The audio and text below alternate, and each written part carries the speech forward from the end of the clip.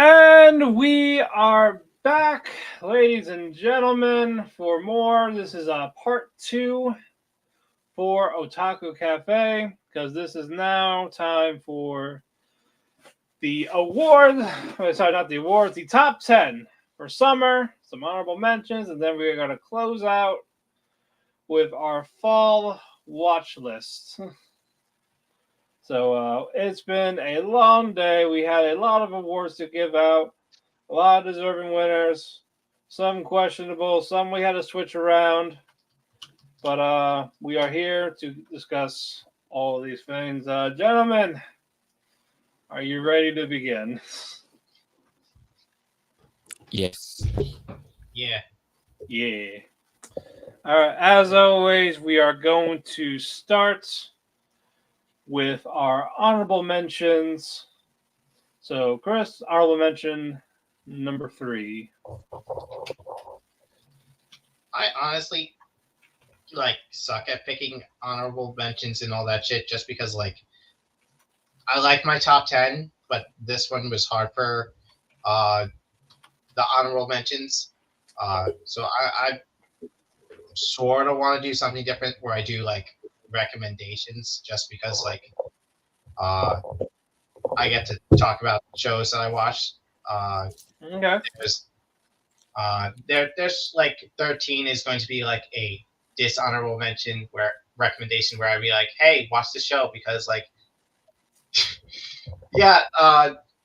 So my number 13, which is my watch it just to see what it's like. It's going to be dated with my stepsister. Um, I, as I've said before in the 2 times I talked about it, I don't get the fucking hype for the show.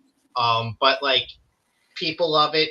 People like it. They rave over it. I thought it was just the coolest fucking slow burn, or the slowest slow burn of the season. Where, uh, yes, the romance was supposed to take forever, but it didn't really mean the show needed to do everything as slow.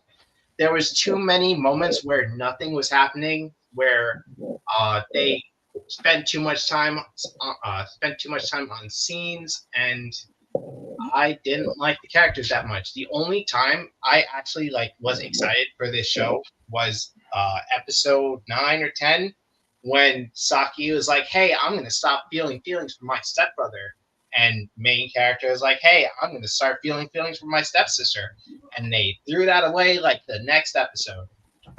Uh, so yeah, watch it and fucking comment down below and say if I'm an idiot or if I'm wrong. Or Gaslight, guys, gaslight Chris as much as you can for my amusement. Go for it. Go for it. Go for it. Give us.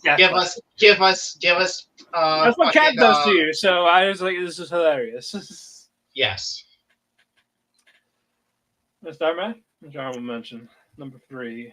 My number 3 honorable mention, which is 13 on my list, is none other than Too Many Losing Heroines.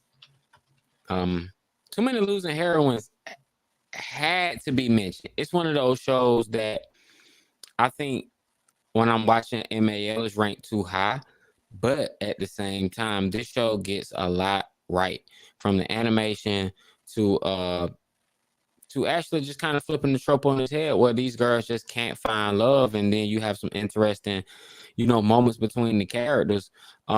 There are times where I think the show doesn't know what kind of show it wants to be, but I like the fact that there's a platonic, a non-romantic relationship between Nikimizu and Anna, and even though they kind of poke around with the idea, he's like, nah, I don't like you like that. We just friends. She a homie because I can't date her, bro. She just ain't my type.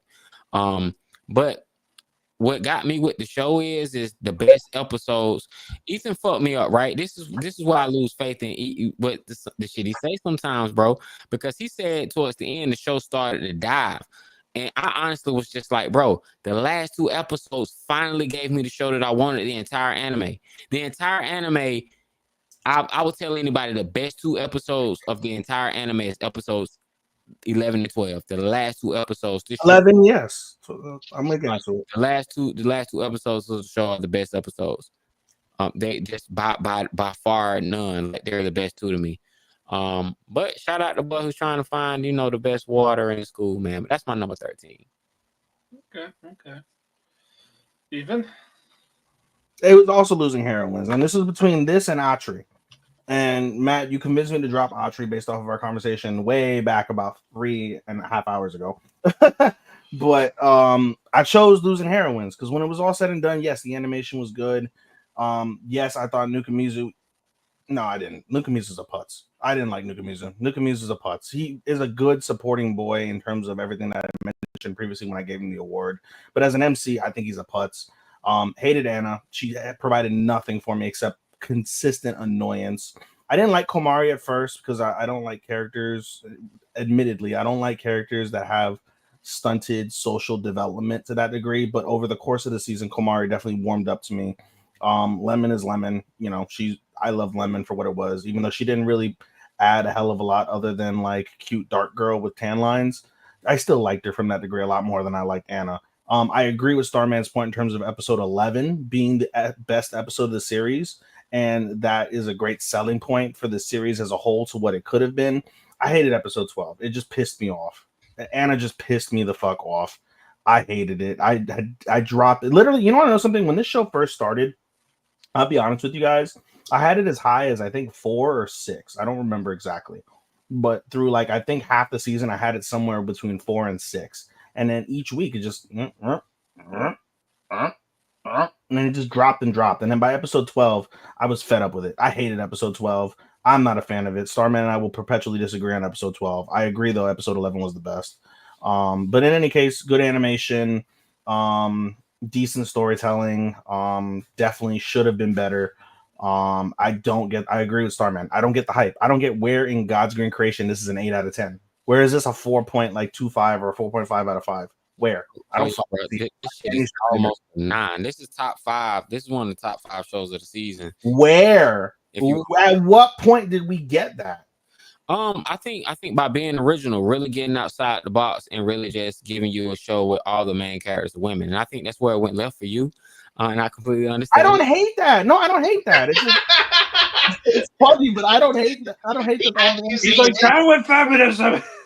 No, I don't hate it, but bro, like, I don't get the show. Like, you're the best girl. They voted. Anime Corner voted this girl the best girl. You know why? It's because fat people wish they could fucking eat like her and not. You just make the weirdest excuses for why people. No, I swear that's what it feels like. Oh, sure. It's what it feels like. You fat motherfuckers wish you could fucking eat like her and not gain a single pound like Anna. Anna was awesome, bro, because Anna had so much personality. Like, these characters weren't just your run-of-the-mill copy and paste like dairy types. Like, there were no dairy types in this anime. There was no tsundere. There was no yandere. There were no dairy types in this anime. They completely. That's a fair assessment. They completely circumvented all female. Okay, I'll give you that.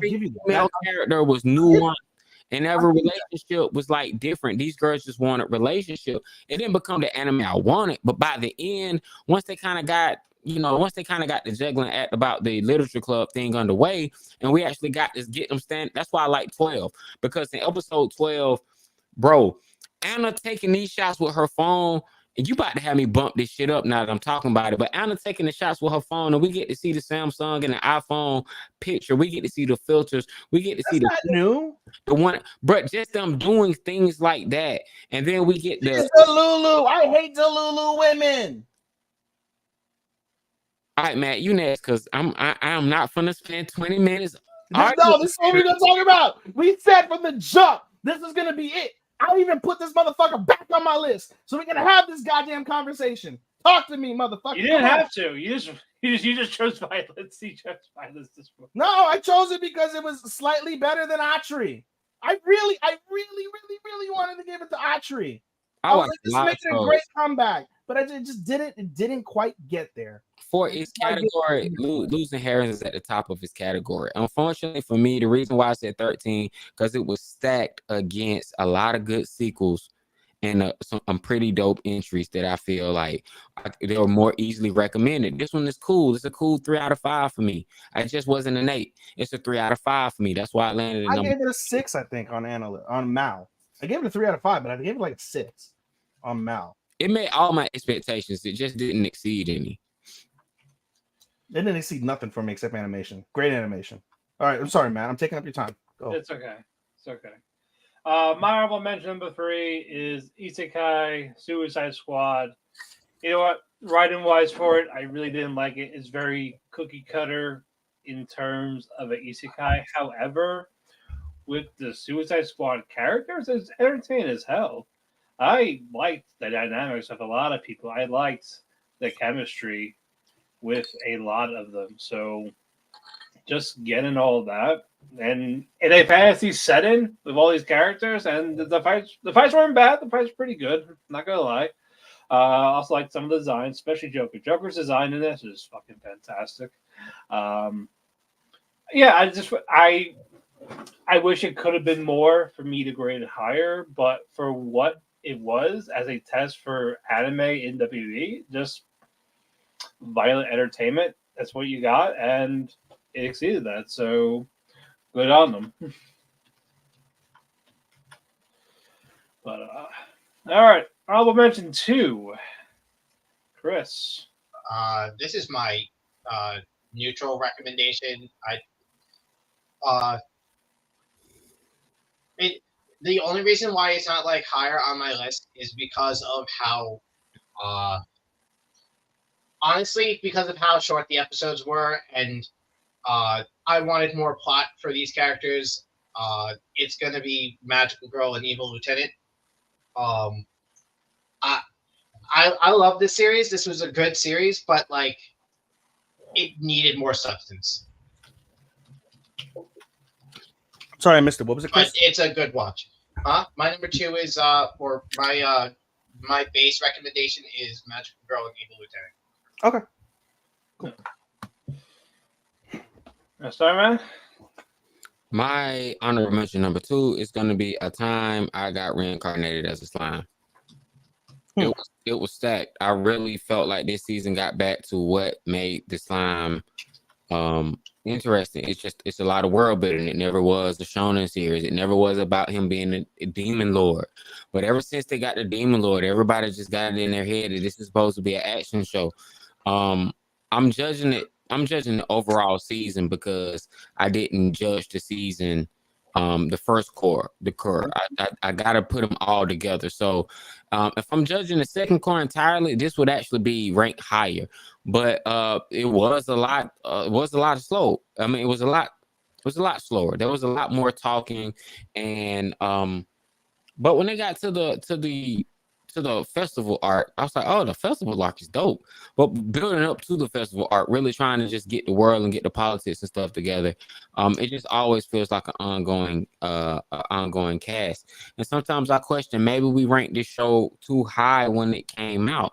Maybe this shit never would, because now that I'm thinking about it, I'm like, Slime never was a knockout the part that it was. I really think we overrated this show from the jump. I don't about the OP characters, bro. Like, we're opposites from that perspective. I for one enjoy the fact that Rimuru and his gang are OP. I want to see them be OP. I firmly appreciate the politics and this principle of creating a utopian society. They even alluded to it in the first half, which is something that I was interested in. I think very early on in the first half of the third season, they specifically said that there was a time where somebody had done basically what Rimuru was doing, and then whatever mighty god destroyed that civilization. And now we have Rimuru doing that again. And so I'm invested in that piece. I'm invested in the politics and the world building, but like I had mentioned on the show the week before last, I think it was, or 2 weeks ago when I did my review of Slime and closed it out, I really felt like just there were times during all the talking, I just didn't care. Give me something more of substance. Like when everything was all said and done, like I understood you had to get the prep work and the back work for the festival. And when the festival actually happened, it was pretty solid, with the exception to me of the fighting tournament, because the whole thing with Gabata is not a character I really care about. Bro, like, the Demon Lord art spoiled y'all. That's all it was. But that might be a fair assessment. I'm not saying you're wrong. I'm just saying, like, I'm just on a different spectrum from it than you are. But that is for me. It's my honorable mention. It's one of them shows that it didn't blend into it bled into the background too much, and I didn't appreciate that, so I had to mention it. Okay. All right, Ethan, what's yours? I had this show at firmly 4 or 5 when it finished. And over the course of the rest of the season, you guys have convinced me to bump it down and down and down and down. My number 12 is Code Geass. When it's all said and done, I'm a simpleton. I enjoyed all that Code Geass provided me. I firmly am in agreement. It is not the original. It never will be. I don't think. I hope that's not what they were going for, because then they failed spectacularly if that's what they were going for. But nonetheless, Code Geass is it's an immeasurably great series. And does it stand out in the pantheon of like the best of the best? No, it doesn't. But I firmly enjoyed everything it gave me. I agree with Starman. He never liked. I liked the Akito series. He did not like the Akito series. I liked it, and I thought this Code Geass was better than the Akito series from that perspective. It was definitely better than this, but continue. Yeah, so I mean, like, I don't know, man. Like, I enjoyed it for what it was. The animation was crisp, fan service was fun, action is always fantastic. Better the action itself, in terms of the actual like visuals of it, is the best that the show has ever done. The consequences, the backdrop to those fights, nowhere near where the other ones are. 100% agree. But I enjoyed it for what I got. I was never going to take it off my list, but due to all the loopholes and the gaps and things that you guys constantly brought up that constantly made sense, is why I bumped it down to an honorable mention compared to where it was, which was firmly in my top 10 when it was all said and done. So, Okay. Honorable mention number 2, Atri, My Dear Moments. I was surprised. I did want a little more drama. More of the second half was the best part of it. First half was just okay, but I understand that it's paced like a visual novel, and that's kind of like how it would go in a visual novel. So I can respect that. However, the fact that a romance drama type of thing, I wish I kind of picked it up a little bit, because if it did just a tiny bit, I probably could have given it a best couple or possibly a best romance. I really could have. But I still enjoyed it for what I got. Is it perfect? No. Is it enjoyable? Sure. It's like Chobits, but it's wholesome Chobits almost in a way. So without all the fan service etchy stuff mixed in with it. So I still like this. So Autry is my honorable mention too. All right. Last honorable mention. This here is my honorable recommendation, which you guys out there in the fucking ethos need to fucking watch. No Longer Allowed in Another World. The fucking story's fucking amazing. The characters are great.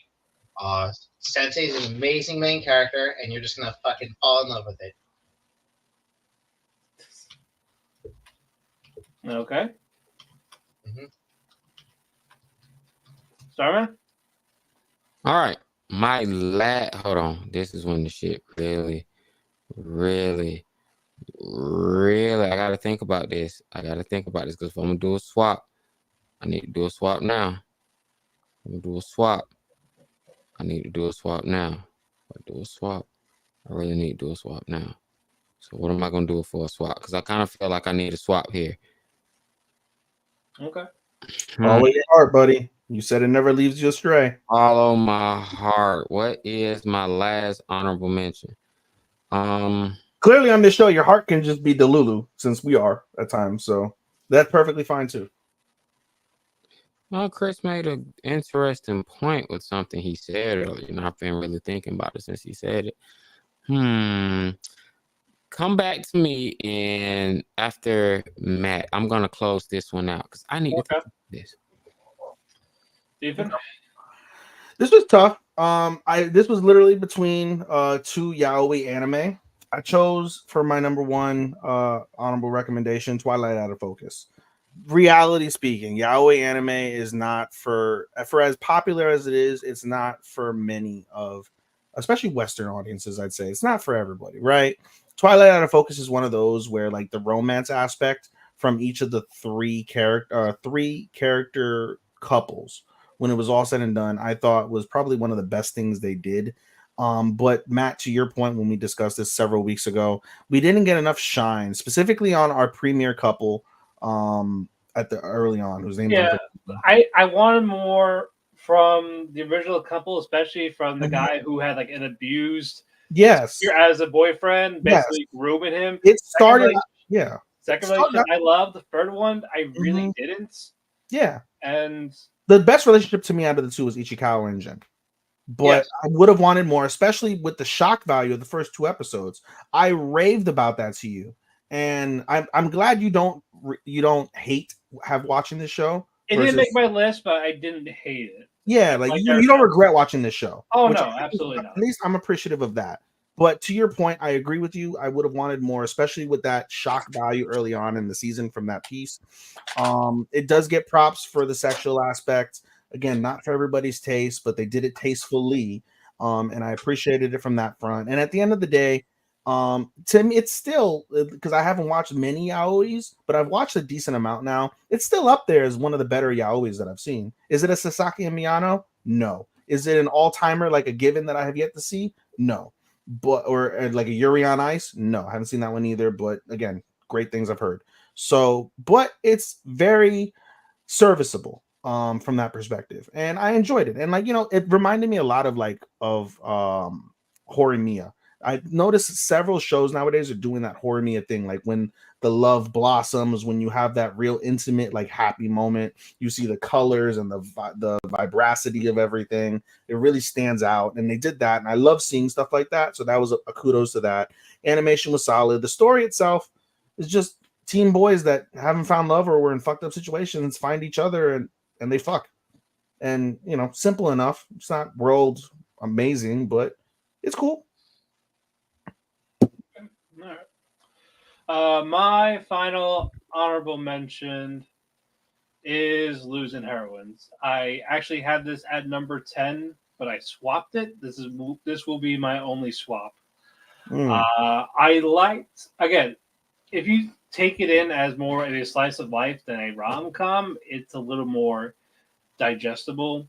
Anna wasn't bad. Is she like Aqua but without the being useless goddess? Sure. Instead of a goddess, she's a glutton. Fine. I can live with it. I won't go like die already type of thing. Lemonade bad. Komari definitely shined in that last arc for Volume 3, the light novel. So kudos for that. It's a different approach for how these things go, because you get to see what happens when these girls actually don't get picked by the person they really want. Like the aftermath of it and how to deal, like how to move on, basically. Even though for some of them it's hard, for some it's just accepted. Like, all right, I lost. Komari did the best job of it. Komari, for sure, by a country mile, did the best job of acceptance and moving on. Lemon still casually flirts. Lemon's still a little bad. She casually flirts with Homeboy still. And Anna just has. She's delulu. She's a lost fucking cause. Even though she's gonna be the one that Nuka picks. I wouldn't call her a lost cause. I mean, she's gonna be the one Nuka picks, but he's got better options. Yeah, this is more of I liked everything else better. Otherwise, it probably could have creeped up, but compared to everything else, I really couldn't. I wanted to keep it on top 10, but again, this and top 10 are more or less the same. Let's just put it at that.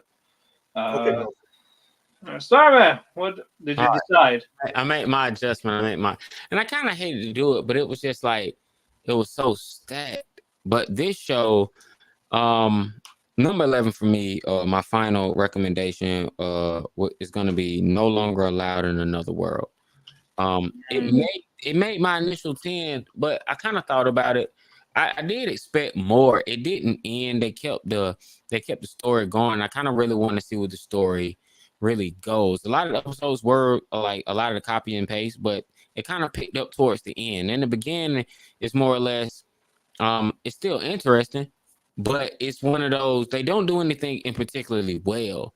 But Sensei really carries the show as best as he can, being a very interesting character. But it's supporting cast around him. Like, you've seen characters like this around the main character before.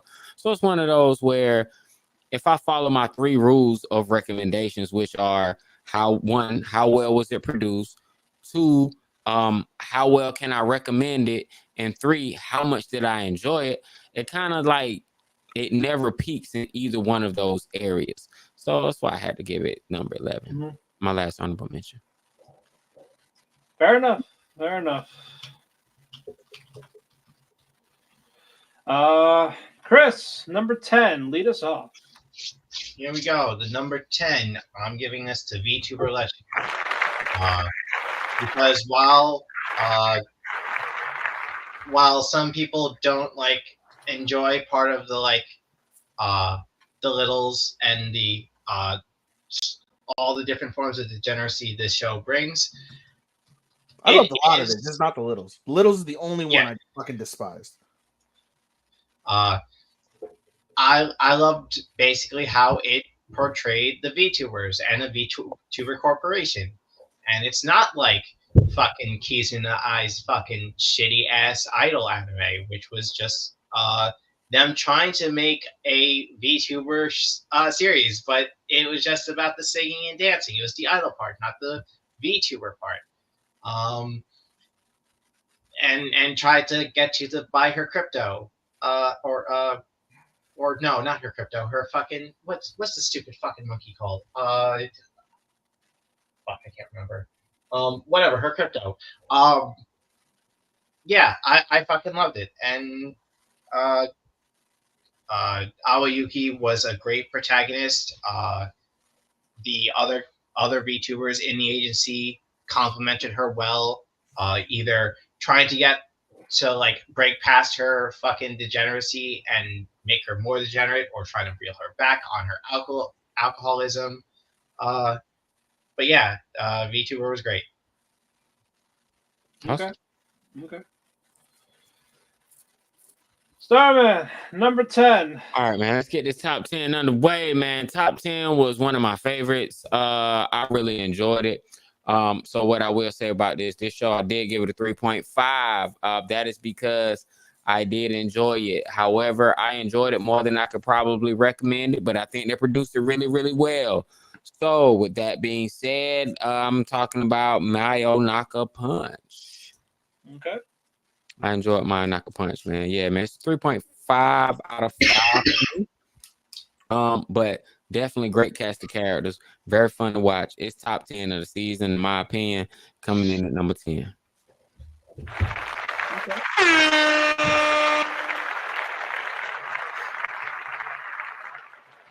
Oh, my turn. Sorry. Number 10 for me is the second of the two yaois. I chose cross-dressing anime as my number 10. Senpai is an Otoko Noko. When it's all said and done, it's not stronger in many aspects than Twilight Out of Focus. However, there's a more sentimental value, I think, which puts it significantly above Twilight Out of Focus. And that is the reality I feel as someone who's not in the community, the LGBTQ plus community. I feel as a straight person where for one of the first times I found real relatability from the stories that I've heard from those in the community of lack of acceptance and dealing with the hardships and the trauma of having people that constantly make fun of you, look down on you, think you're weird, creepy, having asshole parents that don't accept you for who you are, and just the fears and the internal anxiety that's involved with, am I weird? Is this the right thing? Am I really this way? Why am I like this? Things of that nature. And I think this show does a really good job of portraying those things in those aspects, specifically with Makoto having a very homophobic mother because of the fact that their father came out as a crossdresser, or her father, we find out later on, came out as a crossdresser, and having an understanding. She's still a bitch, but in the same degree, we get a very heartwarming end from that perspective, with her having more acceptance, where it's no longer pure hatred involved with that. There's more toleration for it. She still thinks it's weird. She still doesn't understand it. She's still very worried as a mother who doesn't understand this aspect of her son's life, but she's become more tolerable to the fact that her son is living his true self. In addition to that, we get the heartwarming moment where we see Makoto in his element and he's in his true happiness when he's in his girl cross-dressed form, and the fact that we get that moment between the parents and that line, it always will stand out for me. I think that line will always stand out for me for a while when it comes to LGBTQ plus anime, yaoi anime, is our son is fine. He's more fine than we ever gave him credit for. And I think that's something that's really relatable, not just when it comes to homosexual anime, but in terms of actualities of living as a parent.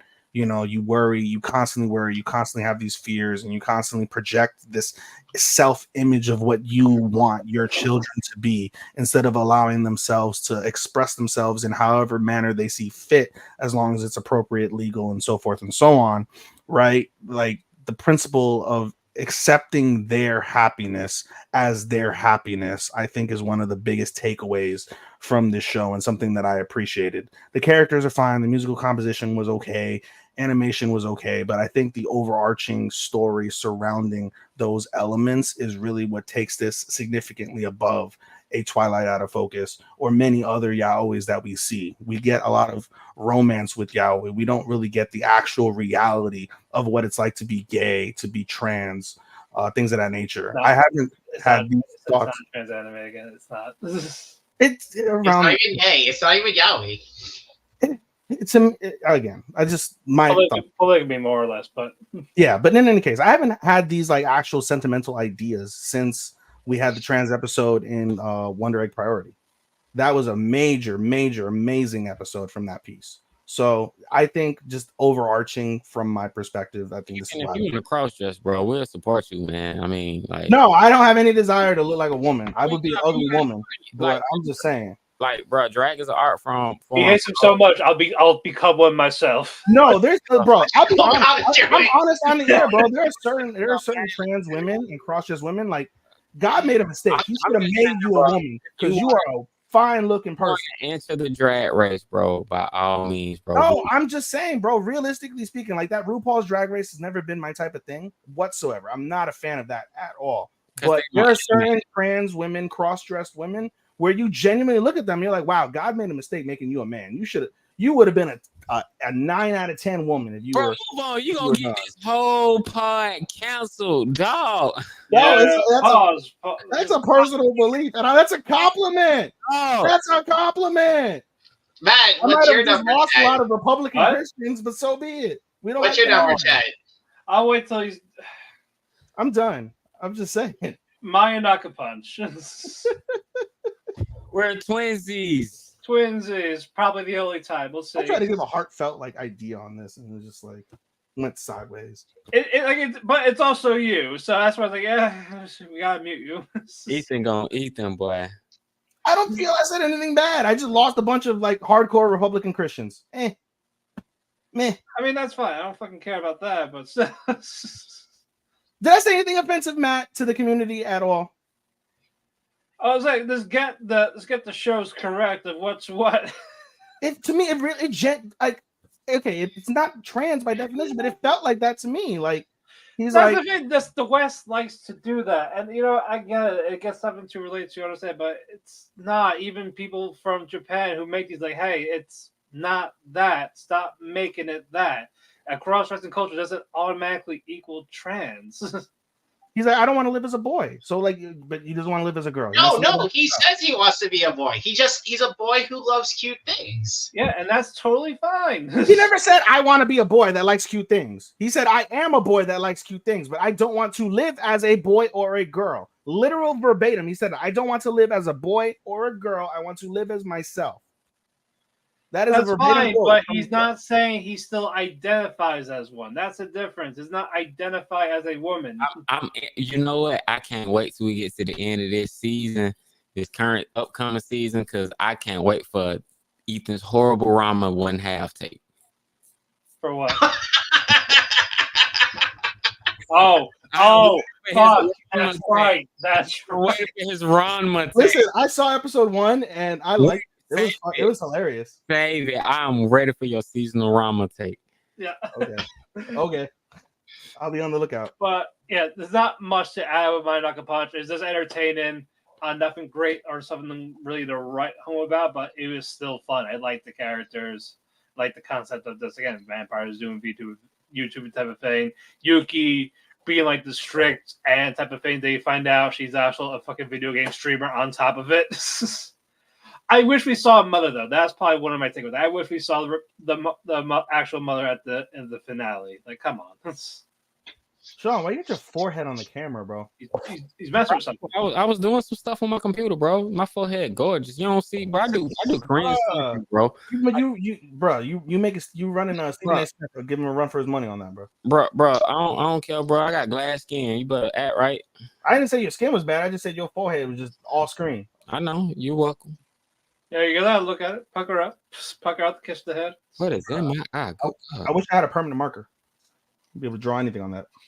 Chris, number 9. My number 9 is here specifically because of where it started in the story. Instead of seeing like how most shonen go from like beginning to end, we're just starting right at the end of his final year of school. I'm going with fucking Wistoria, Wand and Sword. I wish we could have seen like his beginning rise to like how he got to where he was. We see like glimpses of him being tortured by childhood friend, but we don't actually see like him mature into the swordsman he is now. Wow, I never thought of that. That left me shocked. I never thought of that, Chris. Got a good point. Mm-hmm. Damn. I'm gonna leave it where it is, but that's a fucking brilliant point. God damn. Sorry. All right, cool.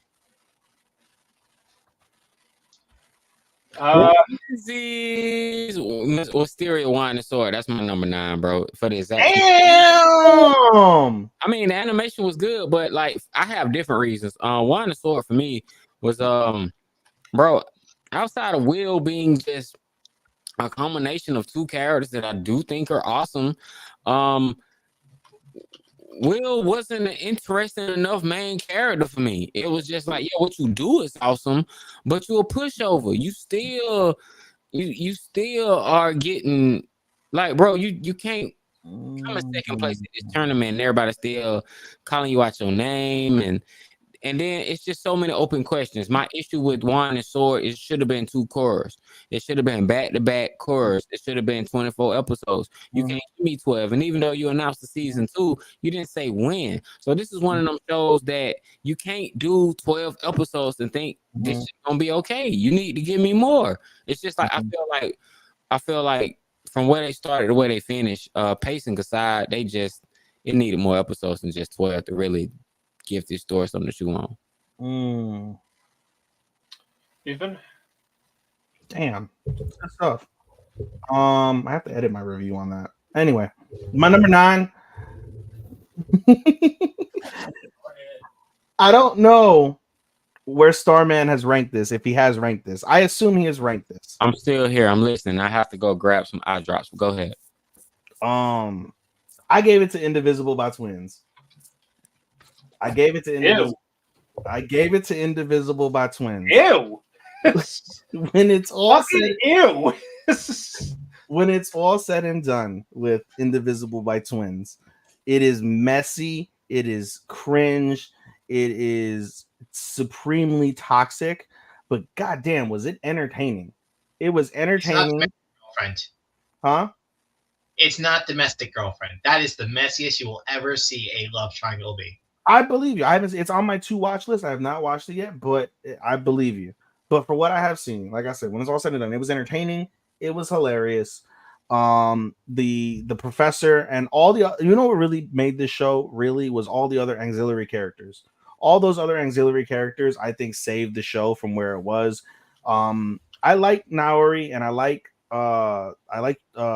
what's her face? Rumi in their own ways, but in this element together, it is rough. It can be cringe. June has a lot of redeemable points, but June is a putz. He's slightly less putsy than Nukamizu, but he's still kind of putsy. But you know, in terms of just the show, I was entertained by it, and you know, there was a lot of references that I mentioned this in my review. There's a lot of pop culture references, a lot of historical references. I appreciate those type of things. There was a lot of like elements. I don't know whether this was in the manga or whether they kind of just ad-libbed it based off of today's like world and like high schools and things like that. But like a lot of the language for the high school students was hip, was up to date. I appreciated those type of elements. So yeah, like it's not going to be something that I sit here and recommend, realistically speaking, but I found entertainment value in it every single week where I wanted to see, all right, where is this fuckery going to go? And it went to places I didn't think it was going to go. And I understand your hatred for it, Matt, but I can't say I hated it. Well, I listen to all that. I'm happy for you, or sorry for your loss. I'm sorry. That shit was fucking boring. I am sorry. I don't think it was boring at all. Why was it boring? I did not care about any of these fucking people. Like there was like no personality in it except for Kaori being this gaslit of a sister. Rumi just freaking taking it. Like she tries to defend herself, and now she's like, "Well, you failed, so yeah." They're both wrong in their own ways. They're both wrong. They're both awful. Drew is a fucking putz. Yeah, there's like literally no progress. It's, I don't know who I want. So I'm still there. I don't know who I want. So he goes with neither of them, and I really say he should go with one of the other side characters. He should fuck go her friends. That's it. Yeah, they should fuck her friends. I agree. And I hope he kind of does, so we can get even more crazy shit happening. More interesting show if they would have just like pulled I would spoil that stuff. It's just one anime I saw a long time ago where that's what happens. The main character doesn't get the two girls fighting for him. He chooses another girl. We didn't see it coming. And it's a twist. I think the show would have been so much better. But see, that's the problem with shows in 2024. Back in the day, this show would have been 26 episodes. It's kind of like Cuckoos, where it's like, oh shit, this is getting interesting. Then it's like, okay, never mind. What the fuck? Yeah, Cuckoos was a disappointment. I still want a season 2 of Cuckoos though. I do too. But it was still a disappointment. We're getting it. Yeah, it was. But no, did you rate this, Sean? I can't wait to hear your rating. Did you rate any 13? Oh, did I rate it? Oh, everything so far is a 3.5 out of 5. No. Is it in your 13? What? Is it in your 10? Indivisible. Oh, Twins. No, Twins didn't make my list, bro. Come on, damn. Man. Let's be real, bro. I had fun watching this shit, but it didn't crack it. It didn't crack the list. Fuck no, bro. I did better shit with my time than these damn Twins. I watched way better shit than that. All right. Damn. All right. So I was surprised. That was one shocker. On top of you guys having a story at 9. Yep, that's also mine. Trips, bro. Trips. We triplets. Wow. I did not care about the whole Will being I have no magic, or what's that thing called that they call him? Laggard, whatever. Yeah, I didn't care for that. It's just a more of, I'll prove you wrong. It's like Chris Benoit. You bet you can't kill your family. I'll prove you wrong. Oh my god. I'll prove you wrong, damn it. Now, that shit got old. I've seen that. It wasn't new, wasn't creative with it. Just the fact that half the students, they're like, I don't fucking like you guys. I ain't forgiving you, but he's going to anyway. So why the hell? But that's typical shonen in its own way, you know. That's not really surprising. But you can still make it good. That not really. And again, the whole ending to like, that's how we got to end the beginning type of thing. It's weird. That this should have been a continuous course. They're just we're gonna have a season 2. Maybe next year. Thank you. Action's fine. Animation, night, sure, but that's just it. Mm-hmm. So yeah, number 9 for me. Number 8.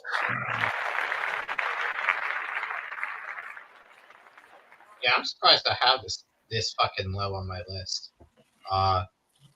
But like everything else I watched was like really fucking good. We're going with the Yoshi no Go for number 8. Wow. Okay. Yo. No, there was nothing wrong with this season. It's just like you liked everything else better. I liked everything else better. Like that's fair. Taste is subjective. Yeah. Golly. Oh my god. And like the song was like the one song that they added, pop, whatever, Mach 2 or something was like that. great. Yeah, Poppin' 2 was good. Seeing fucking Ruby get her liar eyes, because that's the actual term for her, the dark stars, liar eyes. Yeah, that was, it was great. I don't know why it's like so fucking high or so low. But yeah, great. Okay. Star? Number 8 for me was the magical girl and evil lieutenant used to be enemies. The reason why that one ranked, honestly, this shit would have made my top 5 if it was a whole 22-minute episodes per episode. Like Chris said earlier when he gave it an honorable mention, really, you don't get any real background on nobody. But that's why it worked for it being 10 to 12 minutes each episode. Is it gets straight to the point. It's she's cute, and you got characters that you love to hate, and it was consistently funny. Like every episode was funny. Like this was like my best comedy. Like this shit was hilarious. Like there was not an episode that I ever watched that I just wasn't laughing or looking forward to seeing it. So yeah, it won one of my awards, so I had to push it up higher. So I it's something that I can really recommend. I can definitely recommend it to any fan of Madoka, any fan of Sailor Moon. I feel like if you like magical girls, you'll like this. But it also has a darker undertone when it comes to just some of the themes that they put in there and the fan service and stuff like that. So, but no, I think it's innocent and it's a cool, nice little story. I honestly will buy the manga and read it. This is a manga I buy. Okay. 3.5 out of 5. Well, nope. Sorry, I lied. I'm gonna get this a 4 out of 5. Okay. The fucking cat. The fucking cat. Yeah. All right, David, what's your number 8? Gave it to Roshidere. I've talked about Roshidere a lot so far, but I mean, out of all the ROMs, realistically, like I said before, it's the most consistent. Alia and Kuze were the most consistent of the bunch when it came to couples, I feel. So it worked itself out well. Obviously, Yuki was the absolute star of the show. Point blank hilarious in so many different pieces. And so I appreciated that. One thing I guess that didn't help it in its rating as a whole is the fact that they didn't touch on the who is the mysterious friend that Kuze was first like interested in, that was Russian, and who exactly is it. We suspect it's Masha, who I appreciate as a character in her own right. Definitely appreciated the hell out of Masha. And I really could have used a little bit more Masha. Would have liked to have seen that, but they don't allude to that, which is a disappointment from that perspective. But outside of that, the Russian is really nice and different. From that piece, the casual flirting and things like that, it's nice. It's decently paced in terms of the slow build, where it leaves you wanting to see more in a positive way. So, yeah, I'll give it to Roshidere. That's where the show went left for me. With what, Masha or the no who's the Russian friend? Yeah, I was just like, bro, explore that. They just left that plot line hanging. It's not gonna, for what it was in season 1, yeah, we wanted more, but it's obviously gonna be addressed later on. Yeah. How they address it will be key from that perspective. It's gonna come off okay at minimum, but to the same degree, depending on what they reveal, perhaps in season 2, it was just too short. Like, why couldn't you do in season 1? Yeah, it's double core, man. I'm telling you, I want to know what's up with the background between him and his sister, bro. Like, and I want to see more on like another thing that I thought was interesting was the principle of the family dysfunction with Kuze in particular. I think it's very compelling, which was a positive, but in the same degree, maybe they could have spent that episode, like they went over the mother's perspective, right, where he went sideways with his mother after he basically rejected her because of emotional like abandonment, basically. But they could have gone from the father's perspective of like, why does he hate his father so much? Why does his father dislike him? And that'll obviously be covered again in later seasons, but they could have given us a little glimpse of that in the season as well. So that's also a negative. There are a lot of positives and negatives, I'd say. So it's kind of inconsistent from that side, but everything evens itself out to make it a solid anime for me. All right. Number 8 for me, My Hero Academia, season 7. I complained about, again, how it's paced, how it can be over the place. Like, you got Like you're like when you get into like an intense part of the fight, they'll cut to another fight. And it's like, what the fuck? Why you blue balling me type of thing. I really did not like that. And how it's shot and everything, it is nice. It is nicely animated done. Some of the fights are really good though, but the fact that it's so much crisscross back and forth, I couldn't fully enjoy it. And the fact that it's gonna end on a cliffhanger and not the good kind when they're still in a middle of these battles.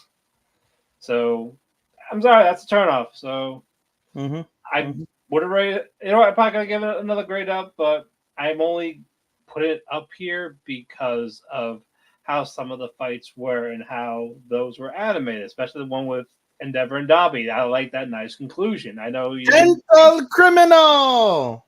Yeah, and that, but that's not like a reason for me to jump it up though. It helped keep the closure with Dobby is what I liked. I didn't care for Stars and Stripes, even though she did as support in Core 1. I didn't give a shit about the whole Bakugo thing. That just annoyed me to no end. So, oh, my paper heart. Yeah, fuck. I'm still mad at that. But yeah, Hero number 8. But it's the same. It's the same as Wisteria. That's just it. Let's be honest. Number 7. Yeah, Chris. Another one I'm surprised is this like low on the top 10, Spice and Wolf. Oh. I really enjoyed this season. I know you gave it 4.5 when we talked about it. Yeah, it's just like fucking. I liked everything else a little more. I enjoyed the extra content that I wasn't able to see when I originally watched this back in like fucking 06, 08. 08. Yeah. It was just like refreshing to see these characters again. Okay. Starman? Number 7 for me is going to be Nier Automata Season 2. I've literally finished up when you guys were like doing the news and, doing your reviews of some of your last, season episodes. I was just finishing it when we were setting up cameras. But being able to binge the last 5-6 episodes of this show, and I got everything but the last episode of English, man, bro, it was just so much that fucking happened because I never finished beating the game. So it's like they revealed a lot, and I ain't gonna even call it spoilers, but it was just so much that the switch between 2B to the reveal of 2E to her becoming A2 and 9S the entire fucking time being like, yo, you killed 2B, I got to kill you, like him being on this rampage. And he doesn't back down for the rampage. And it's like, it got violent. I'm talking about, I did not expect zombie robots. Zombie robots came, and then you get the twist at the end when the robots reveal like what the whole plan is to begin with, which explains why you keep getting so many different endings. And I thought, oh man, that's a hell of a fucking Shyamalan twist right there. But yeah, I enjoyed it. The animation was good. Loved the fan service. I thought the character designs, I thought all of the androids were gorgeous. But to take Chris's point before I get off of this, it's a 4.5 out of 5 for me. But with that being said, there were at least 6 other anime I felt were just better, more enjoyable, and higher I could recommend. But I had to throw this in the middle of my list. So Nier Automata Season 2, 4 out of 5, number 7. Okay.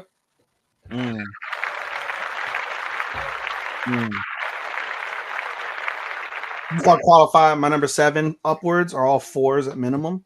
So I also had Spice and Wolf as my number 7. When it's all said and done, I appreciated the what's the word I'm looking for? The analogy that Starman gave me, that this is just at its core, it's an economics anime, which I've never seen an economics anime. And I appreciated it. I definitely appreciated that. Holo is in a class of her own for various different reasons, positive and negatives.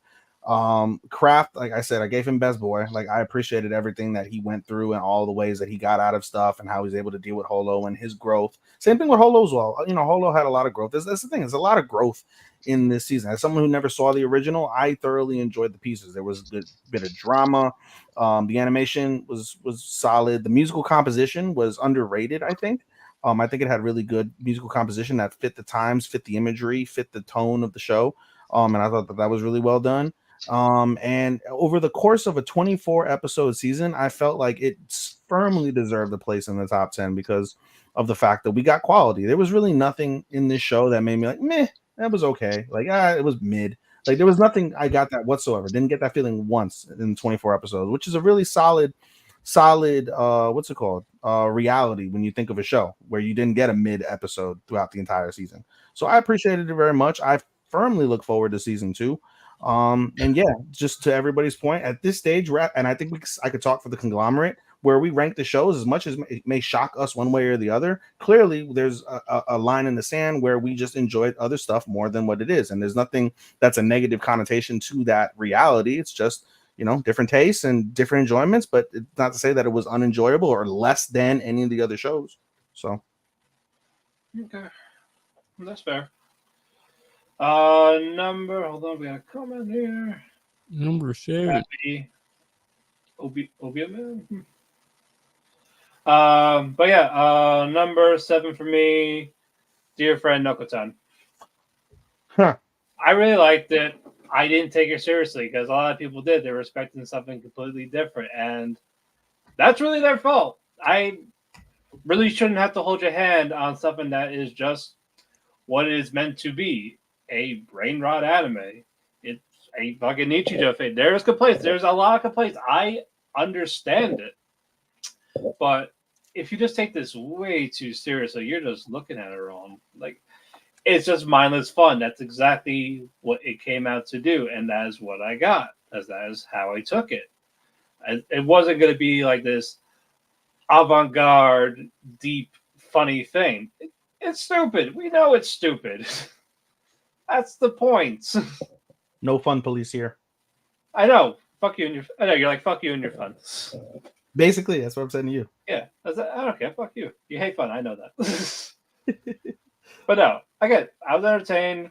Some parts were not funny. Sure, that what almost no comedy has a perfect funny every single second, every single minute, every single episode. It's never always going to be a hit. So, I'm glad that they are aware of what they are. So, we don't get a season 2. Sure, I'm content with the season 1. So that's why number 7, different Nokotan. Do they have enough content for a season 2? I'm sure they. Well, they got to graduate, don't they? Yeah. Eventually, because they're in that infinite loop where it's always the first day of spring. You know, I'll give you something else. Let me ask you this, just for shits and giggles before we move on. Okay. If this was an adult anime where they were adults and it was like this just mindless what the fuck, would it hit different? Would it hit better? They be in an office instead of a school. Yeah, it really depends on the jokes they do. It's not about where they are or work or school. It's what the jokes do. I feel like maybe if it wasn't school based, maybe if it was like office based, maybe I would have enjoyed it slightly more. I mean, it's possible. One day you need to go and find this anime called Excel Saga and just watch that. I really don't want to watch Brain Rot. Oh my god, that's such a good fucking series. Chris, I'm trying to put the boy on. You know what I'm saying? Like, bro, watch this. I like linear storytelling, and it's just, you know, that is the most linear brain rot storytelling you'll ever have. Okay, I'll put it in for my food for thought. I will. All right. Number 6, Chris. Here we go. My number 6, fucking Nier Automata. Okay. They did so much fucking right adapting this series that, like, it's a no-brainer. It should be on the top 10. All the action, all the animation, the characters all did a good. All the characters did the way they made the characters fucking pull the story together, and fucking Yoko Taro's bringing in fucking new lore because that's his fucking game. They just did a good job bringing this game to the screen, to the animated screen. If only he could make God app good. Hey, we're watching season 2, so we're trying to trust his vision. I know we are trying. I believe in the vision. Matt's 3 more episodes away from putting a bullet in his head. Whoa. No. I'm 3 episodes away from questioning Yokotaro's methods. Hey, Chris gonna hit him with that Lee Harvey Oswald swag. All right, Starman, what's your 6? Now my 6 is my best rom-com of the season, Kimi no Todoke. I gave it to Kimi no Todoke because it picks up off of season 2, following Sawako and her relationship with Tota Kazuhaya. I can't stand Kazuhaya, but he grows. But more than anything, you get Kento and you get Ayane's relationship, and you also get Chizuru and Ryu's. You get their relationship too, all as well as their coach Kazusuchi.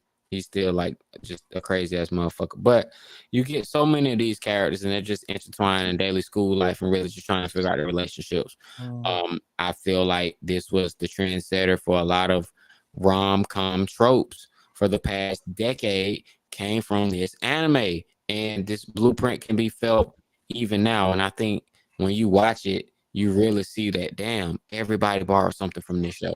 And for them to like, you can tell that they you can tell that they influence so much because they do them, and it doesn't feel like they took from something else. So that's why it lands at number 6 at a 4 out of 5.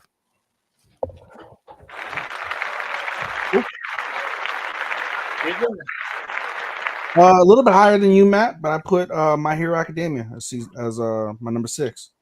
Okay. When it's all said and done, again, simpleton mentality. I enjoyed everything that it was. I agree, Matt. The whole like cop out of now you have my heart because it's my entire living existence. That was annoying. It would have been a lot more poignant if they would have killed. They would have realistically, if they would have let Bakugo die, I would have put it at 2, straight up. I loved it. It's not even that though. Like you wasted on that. You figure that would work for like trying to protect Deku and not just. If you wanted to do like random my heart thing now for Deku. Yeah, like him sacrifice for Deku, I'm pretty sure that would have been more impactful, but still the heart thing is still fucking. I mean, Bakugo is going to be the equivalent of Endeavor. Well, I guess his son, but that's Todoroki. Yeah, I mean, I don't know, but either way, to your point as well, Matt. I think one of the things that disappoints me is like we know now, especially thanks to you guys telling me, it's not going to end here. It's not a definitive conclusion. That's definitely a letdown and definitely loses points. That said, though, I mean, I have no qualms with the fights. All the fights are stupendously done from an animations perspective, from a hype perspective. I understand your point, where you said like there's too much going on to really appreciate everything. But in the same line of thinking, it doesn't affect me to that degree. But fair to you from that piece. I just enjoyed it. When it's all said and done, this is one of those ones that, long enough. I'm always going to give preference unless it's a complete shit show. I'm going to give preference to shows that are really longer based. And the fact that it was such a long season definitely helped it from that perspective. And, it's My Hero. It's one of the top 5 probably shonen, a top 10 shonen, wherever you want to place it, probably realistically, maybe top 10. But it's one of the quintessential top 10 shonen of the modern generation. It's there for a reason. It constantly does what it does really well. And you know what you get with the show. And, from the jump, from episode 1, we just get action and violence and death and things of that nature. And I appreciated the ride, I'm just gonna say my piece again on My Hero. Like, go ahead. Matt, you brought it up that like this arc is all over the place. That's because it is. They're shoving in character development for characters that should have been developed by now. Long ago, yeah. That's fair. We are in Endgame. And it's only been a year since Deku entered. Like, it hasn't even been a year since Deku entered UA. Like, it's crazy. I realized that too. Like when they I think it was during the last episode of the episode before that. I bring this up every time. It's like only, My Hero has a season. It's technically been only 1 calendar year or less. That's absolutely nuts. Because everything just went to shit in a year. Like what? Yeah, but yeah, that's my issue. Like, it should have been spread out throughout the 3 years that Deku's been in, or that 1A Or has been in. like you had 7 seasons to develop these certain heroes, and you really don't. And one My only thought you tried process, to do doesn't really Yeah. work. my only thought process to that is just like, well, and I guess that's why they skip over, because I think after this they just go straight to him being an adult, right? There's no there's no year 2, year Yeah, 3. There's no it point in it basically, because they're already the number 1 heroes at this stage by now. You save after the rest after in this time, war arc, they Don't spoil moved it. into Don't second spoil year. it. Don't spoil. Don't spoil. Well, I was just gonna say, like, time skips happen. Okay. Yeah, and that's to be expected, I would suppose, because there's But not, and that can be a but yeah, negative no, because it's not linear from that perspective, where it should be like year 1, year 2, year 3 adult, then fast forward. Like, no, it's just like year 1 adult, yeah, and like that loses the points. whole shit with Mezzo and Koji. That should have, like, they only introduced this like last minute. Like, poor I feel Koji. like they're okay though because of the fact that they're like, and they're really low. They're really low end characters in terms of the class themselves, and so you have those late Yeah, bloomers, and so yeah, it but took them like, this long. It took them for them to almost die in a war for them to really be like, oh shit, I know who I am. I know where I'm destined to be. This, well, and no, that's not not even that. terrible. Like, not even that. Like, the whole mutant type quirks get discrimination against. That would have been pretty cool to know, like, earlier, or like to just mention it. Uh, Other characters, like, You could the have only slow built characters, that. Yeah, you could have thrown that in there, like, ugh, you fucking whale, or the whatever only the fuck it is. that Yeah. have gotten any sort of like character development are the big three: Deku, Bakugo, Todoroki. Ochako because she's main love interest. Ida because of the whole Stain arc, and that's really it. Well, we get some with Hero Froppy. We get some with not Hero Guns with Knight. What's his dick, right? Tokiyami. Tokiyami. Like, yeah, we Not get really. Like, something. yeah, sure. He had his whole thing during the field trip arc where he's like, "Oh man, I'm gonna lose control because I have Well, because they have my the tier system. You running have the your show." top 3 in Ochako, that's S tier, and then you have like the lower A, B tier, and then you have like everybody else's C tier, and then you got fucking useless Aoyama and what's his face me with the fucking Meta. yeah, the most useless fucking guy on the show. I don't know how he's still alive. Well, yeah, but like, you gotta remember, Aoyama was that way on purpose, and then fucking Horikoshi forgot that he like was the traitor. Yeah, they forgot all about the whole Horikoshi trailer arc, forgot so they the ended traitor. adding He it forgot. out of nowhere. Yeah, like, he only remembered like right before, like right at the end of the first war arc. Because Yeah. someone asked him at a convention. So this won't win adaptation of the season anytime soon, if ever. No. Well, no, it's going by the adaptation well. It's just that the original source material is terribly paced, and Clearly, yeah, it seems that way. That's fair. They needed to. He needed to make it longer. That's what she said. Yep. The dude. All right. For me, number 6. Issues aside, I think there was still plenty to enjoy. I'm giving it to Roshidere. It's more, you know what? Some of the characters was fine. I liked the chemistry with Masa and Alia, and Masa and Yuki. Yuki definitely did carry the show until they definitely cooled her off, mostly with the whole student council arc being like the last few episodes. That probably could have been 2, maybe 3, not like 4 to 5, like about half of it. It didn't need to be half of it. It's not over. That's the other thing. It's not even over. That's the problem. Yeah, and like this has been like a semester. Yeah, they're just starting summer break. Or like it took away from the romance a little bit. And it's like, oh, that's a little disappointing. Now it's about who's the next god of high school, but more or less, that's what student councils are. Let's be real here; they're higher than God. That's and it's not good that Alia again mostly got outshined by Yuki. Like that wasn't for Alia. But I will counter that point by saying that Alia's demeanor, the way it's written, makes that happen.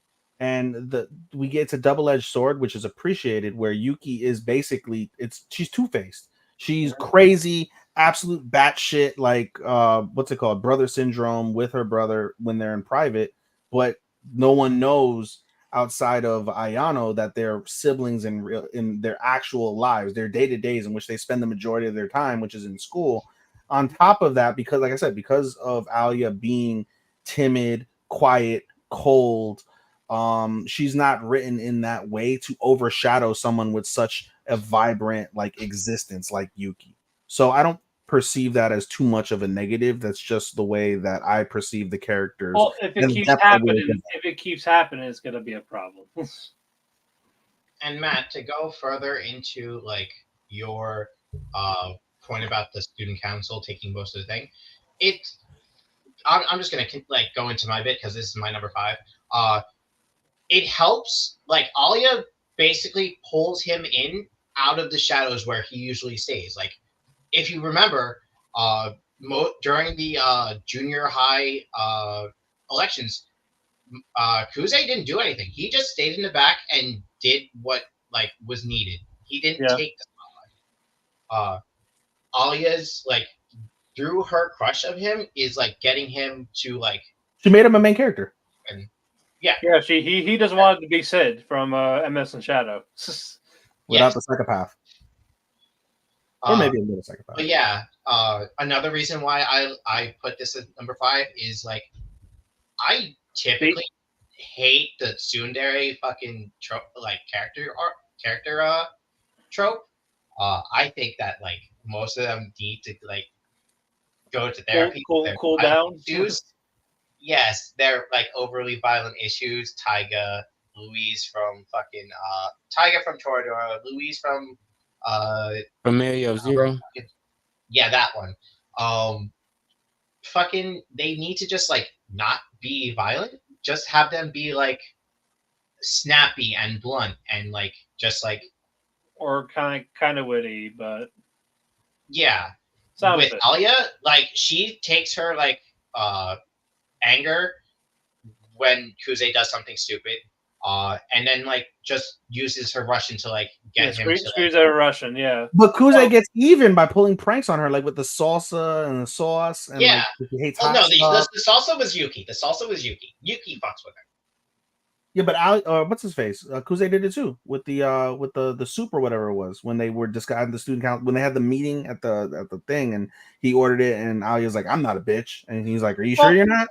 As a way, I wouldn't call it prank. Just she's talked about how she liked spicy foods. Like, oh well, let's see it. Let's see you actually eat it. Because I love it. It's not like we didn't get any romance, and it's not like we didn't get any romance between them. I mean, no, we definitely did. Alia went over to his house to take care of him.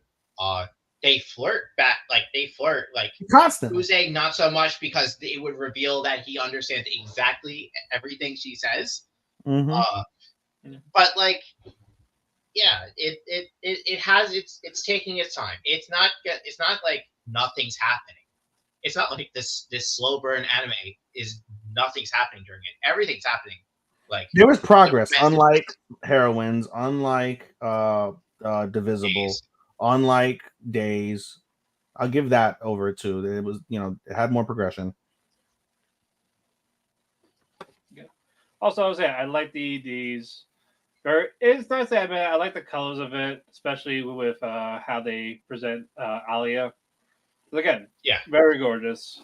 I had fun. Like I said, I didn't hate it. It's just I still enjoyed it. But there's other stuff better. This is your number 5. We're at the halfway point, guys. So Starman. All right, excuse me. All right. At the halfway point, this anime entered my top 5. I finally got the entire Double Curse, which is technically was the first and second season. Most of this anime I had seen before in its original form, but the past, few episodes were adapted from the light novel, and they had never been adapted before during the original run. I'm talking about Spice and Wolf Merchant meets Wise Wolf. I'm gonna give that a 4 out of 5.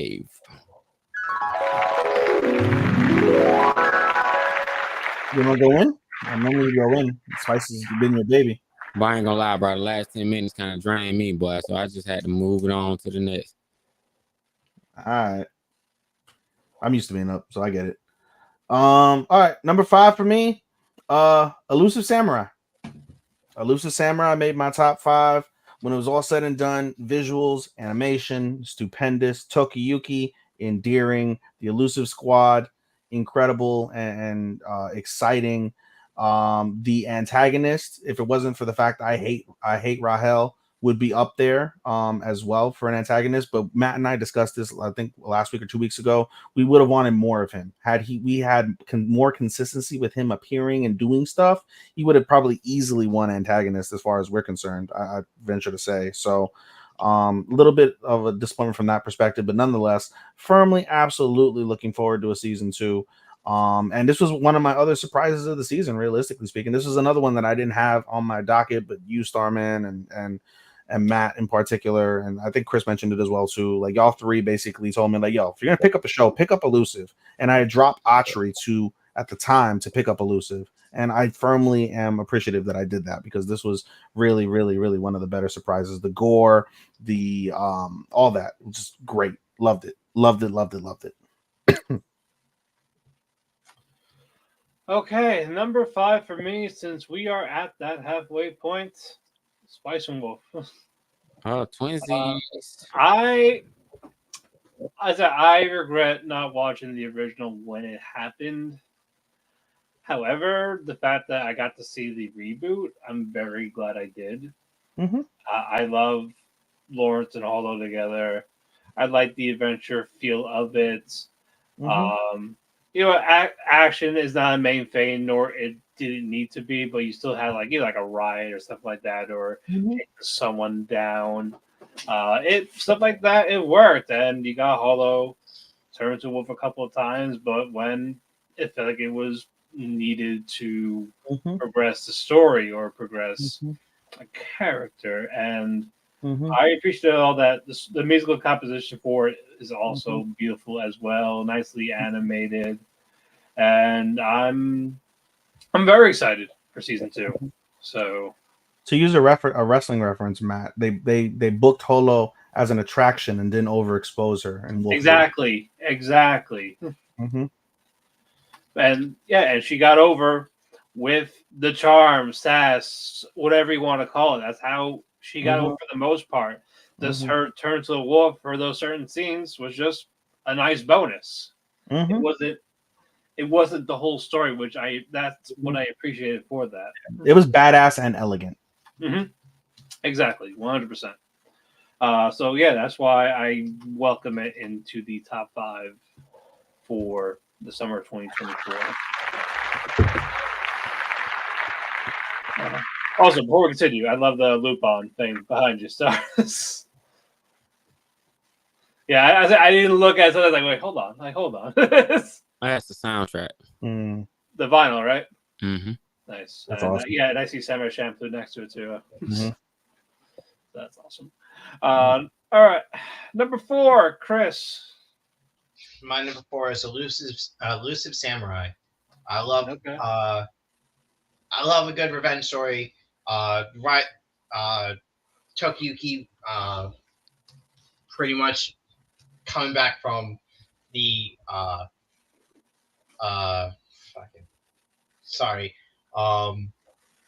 Tokiyuki rising up from the ashes of his family's destruction, building up an army with the help of the his many allies. I've just enjoyed the animation, the action, and it was just a great watch.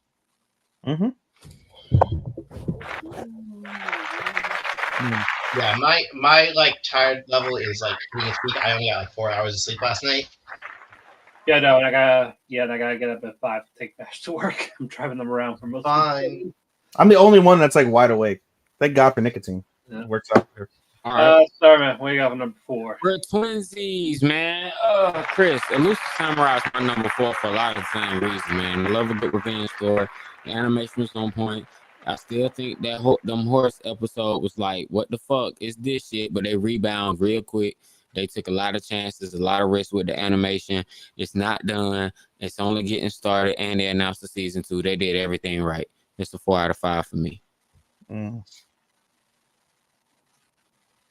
Okay, my number 4 is Near Automata, and I want to encapsulate because you guys have said a lot about Near Automata, and I want to encapsulate by reading one paragraph from my review. Sure. The game and this anime show that humanity's attempts to advance can one day cause the end of existence as we know it.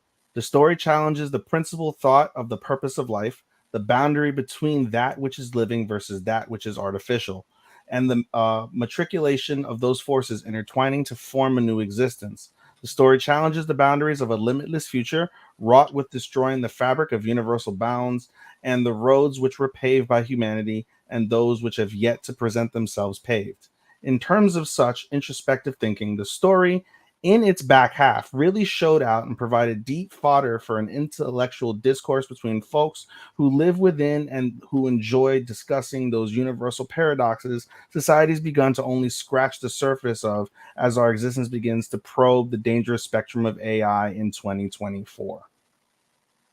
I just wanted to put that out there as I go along with the rest of Nier.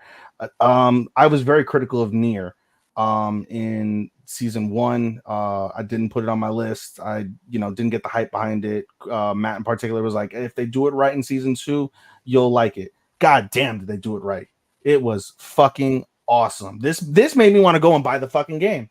This really made me want to go and buy the game. If I had time, I would do it and I would play it because this was really, really well done. And I think one of the other things that really stood out for me that made me love it so much is the parallel decline and incline of A2 and 9S, where we start the story with A2 being disillusioned with Yorha and disillusioned with the entire existence of her existence, I should say, because of all of the death and destruction that she's faced, the lies, the manipulations, the bullshit that she's endured, versus 9S being happy, go lucky, a good soldier that happens to stumble across too much, and it continues that fabric of time as it was proven in the story.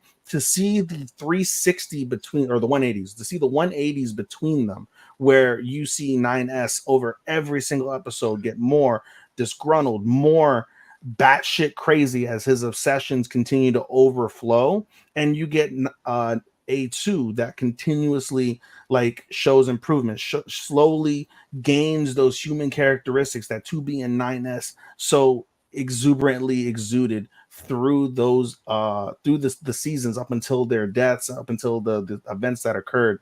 I found that paradox so enthralling to see from that piece. And Matt, to your point earlier with the pods stole the show. The finale was one of the better finales I've seen in a very, very, very long time. This season 2 I thought was really, really well encapsulated, and really I think was a anime stealer in my opinion from the entire season, if I were to be frank about it. So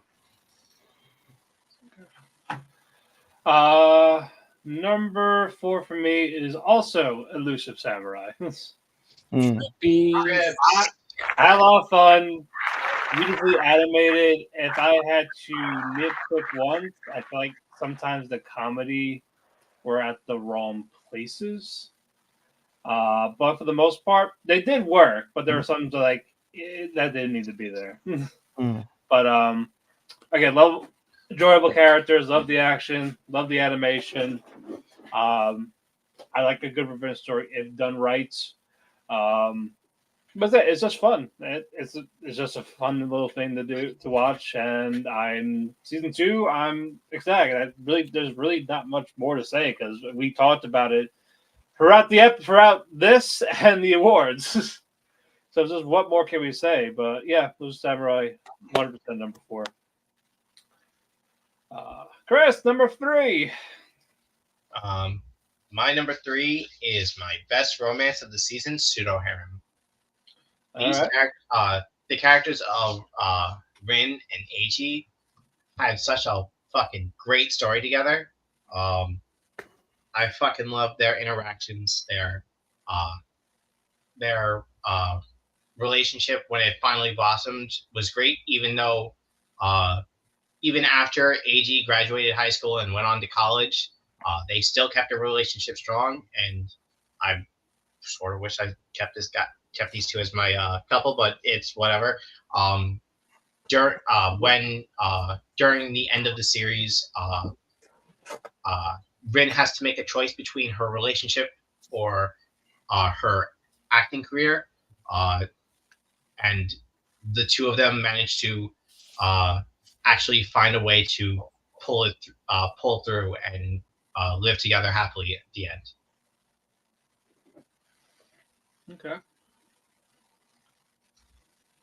Yeah, I really wish I did watch that one during the season.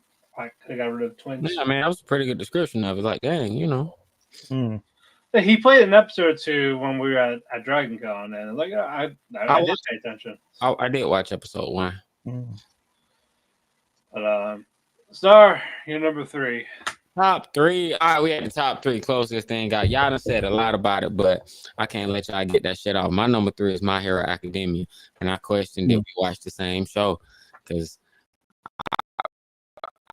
honestly, bro, if I look at this whole Kurt as a whole, I do agree with some of the points. Like they did that thing that Bleach was famous for, which was starting a fight and not finishing the fight and moving on to another fight when you want to see how the fight goes.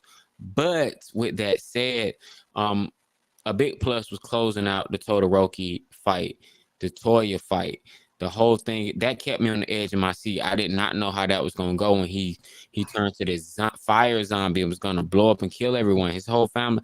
I didn't expect his mom to show up. Spoilers. I didn't expect his mom to show up. I didn't expect his brothers and sisters to show up. I didn't expect for him to get silent in that moment. I think another moment was Lemillion, like, he got his powers back and was like, yo, what can I do? How can, like, I was on course to be one of the number 1 heroes, and look at me, bro, when it all came down to it, bro, I'm pretty fucking useless. There's not much he could do. It's like, damn, Lemillion, you supposed to be that dude, and you out here ain't really doing shit. You know, Bakugo, man, for them to really pull a Vegeta on him, I feel like they really did pull that off in a good way. His sacrifice, it's like the internet spoiled Twitter or X, whatever you call it. They couldn't wait to spoil his demise or near demise. And just seeing that, even me knowing it was happening, it didn't lessen the blow when I finally see it happen. Like, yo, oh my God, like the fuck. And it's just like All For One was really just a villain of all villains. That was my real villain of the season. It wasn't that damn cat, even though fuck that cat. It really was, bro. He was like, bro, this man was like incarnate evil, bro. He gave no fuck. He was indifferent to anybody's.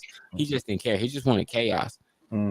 He just wanted to see his goals. So, them taking it off of Deku, even though he got a lot of shine, them taking it off of him and being able to focus on these other characters, it built up. And now they're about to give All Might this Iron Man fucking suit. And I'm like, oh yeah, but I was waiting for him to do some Batman shit. You ain't got superpowers. We can give you technology. I was waiting for that shit. That's the only downside, is we didn't get that shit before it cliffhanger said to be continued. Like, so it's still ongoing with what it's doing. But Uraka's, like, man, her final fight was like just crazy, because she was like, yo, I'm gonna reach this girl. I'm gonna save this girl emotionally. And it was just about saving people, not about locking them up or catching them. Hawks lost his fucking powers, bro. Took them shits just right there. I didn't see that shit coming. They just hit me with too many surprises. They just had me on the edge of my seat. Now, the difference between y'all experience and my experience is I watched the entire second core in 24 hours. I watched these last episodes within the past 24 hours. I binged the entire second core in like a day.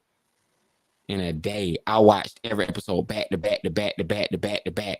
Like, I took a lunch break, picked right back up and kept going. So that's what added to me, is I could just go next. One no suspense. It was just next. It just kept going. So I think I got a much better experience watching it continuously back to back.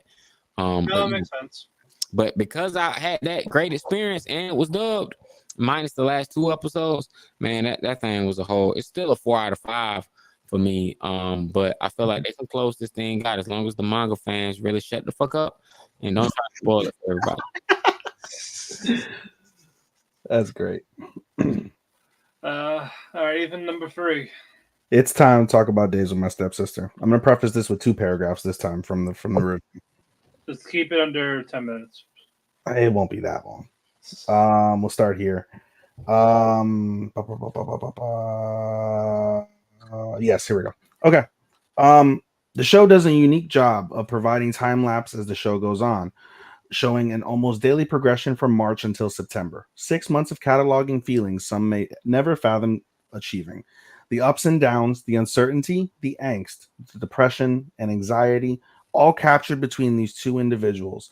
A central focus of the show is Saki, who writes in a diary her most inner feelings, which are then broadcast when we see her side of the events after the show focuses primarily on Yuta's throughout.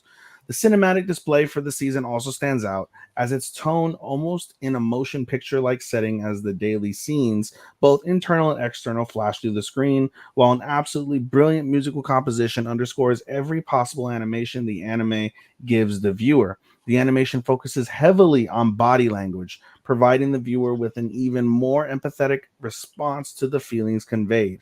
From tears, smirks, shivers, and shakes, curiosity, jealousy, and much more, all conveyed through intricate body language that lends credence to the story. In addition, the baseline of past trauma with the other absent parent, abandonment for Yuta, and abuse for Saki have led both to be despondent to the opposite sex, not realizing the emotional scars of their past and how they've grown up in a single family home have shaped their current iterations of self, and how the other person, without even trying, managed to shatter the barriers they've put to protect themselves, leaving them vulnerable to the most simplest of actions on either side that are magnified because of their heightened states. The side characters are all phenomenal and all participate in helping our forbidden couple find answers they wouldn't have found on their own. Finally, the principal story of a forbidden love, intrinsic in nature, despite the pair only being step siblings, is very tastefully done. One singular sexual scene done early on, which was not done for the sake of it, but rather done to convey a teen girl unsure of her next move, thinking that sex would make something clear or answer something unknown. The sole emphasis is truly on the emotional side, which is pure and deeply sewn over 12 episodes, and not simply lustful in nature, is how I would encapsulate that. When it's all said and done, Days with My Stepsister touches a lot of that teen angst that I alluded to during part 1. When you really look at the way that they built it, it really was a attempt to make the viewer empathetic to these 2 characters. And when you lose yourself in the fact that they are step siblings, there is a very unique and very drawn out build to their love. This isn't something that happens over random. This isn't something that happens, from a sexual perverted manner.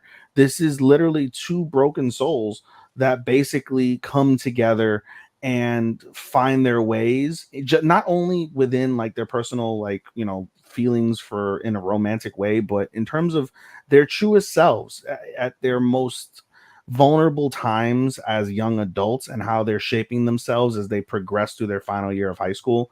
I think that's really brilliantly well told. I underscore the musical composition. It really does, really does underscore things from that empathetic perspective. The body language is absolutely key. When you look at like shots of them like in the mirror with smirks, when you look at them looking out the window, contemplative, when you see them looking down, twiddling thumbs, curiously like thinking abroad. And then we get their actual inner thoughts overlaid over that at times.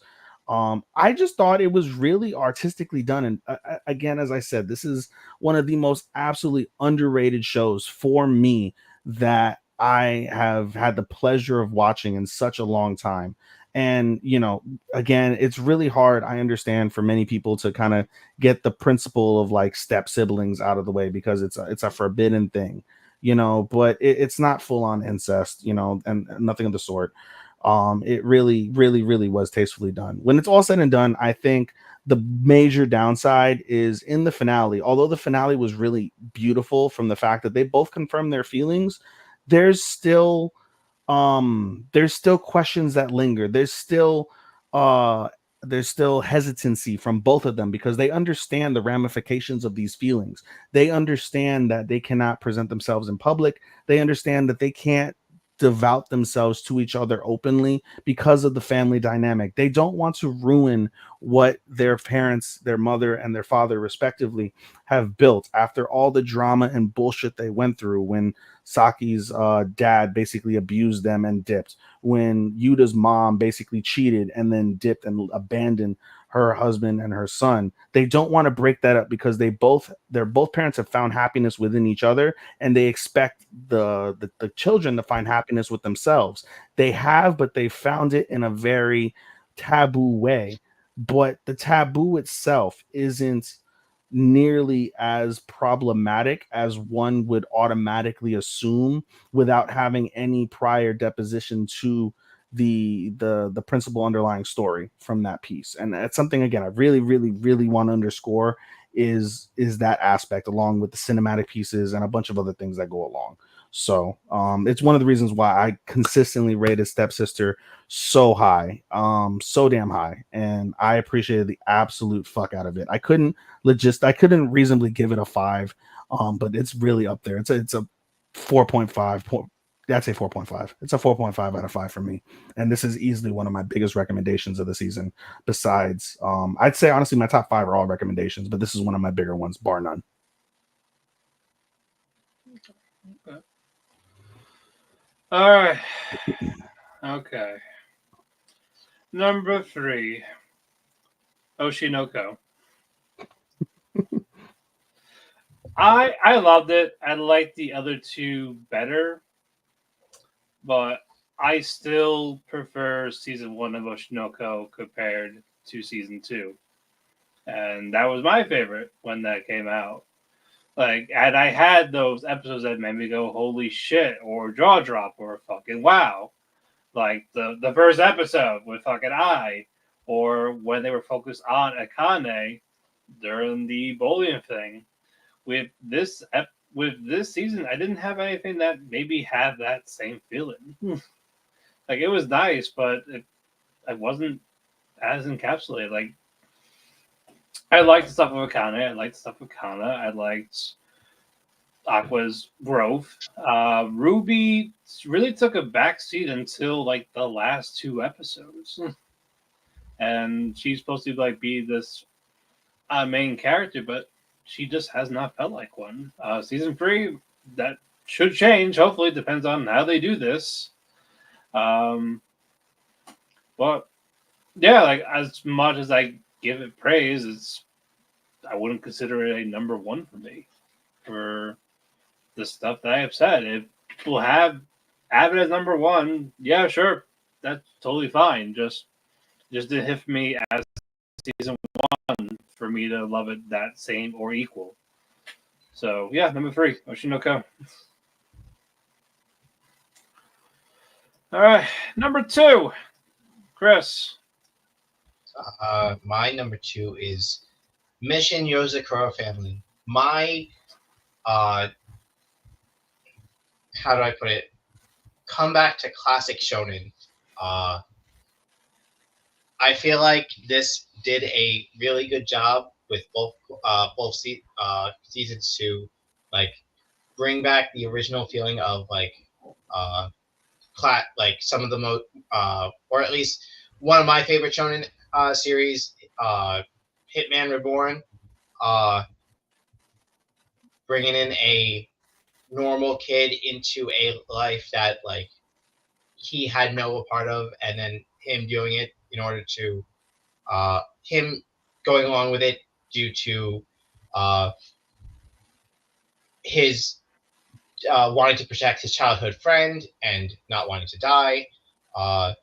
As the season went on, I enjoyed watching Tayo grow as a character, not being a helpless character who can't really do much to taking on this huge organization bent on pretty much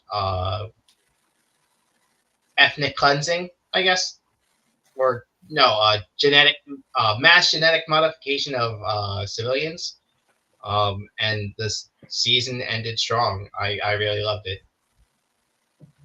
Okay. The only reason why it's not number one is because I would have loved more romance between the two characters because they are married straight from the get go. They only go on like one date, and I would have liked to see more like chemistry between them. Okay. Starman, you're number 2. My number 2, my dose. Don't worry. I don't have a 7-minute monologue with a few paragraphs. I'm gonna keep this simple and short. This anime, I let you get that Stepsisters off because I just ain't had the energy to be like, what the fuck? But you were reading your essay, man. I'm glad you stood in front of the class. Dead demons, dead destruction. I had to say that one more time before we close out this part. That's my number 2. I saw a lot of anime, and that one took a while to get cooking, but there was no other anime like it at all. It just wasn't. It was just nothing else like it, and it was just first episode was like, oh my god, it was the episode 0, and then from there they suck you into these characters, and you gotta see why they friends. What are their friendships like? What are their bonds like? Why is this important? And it's like, okay, so this shit done turned to a whole slice of life.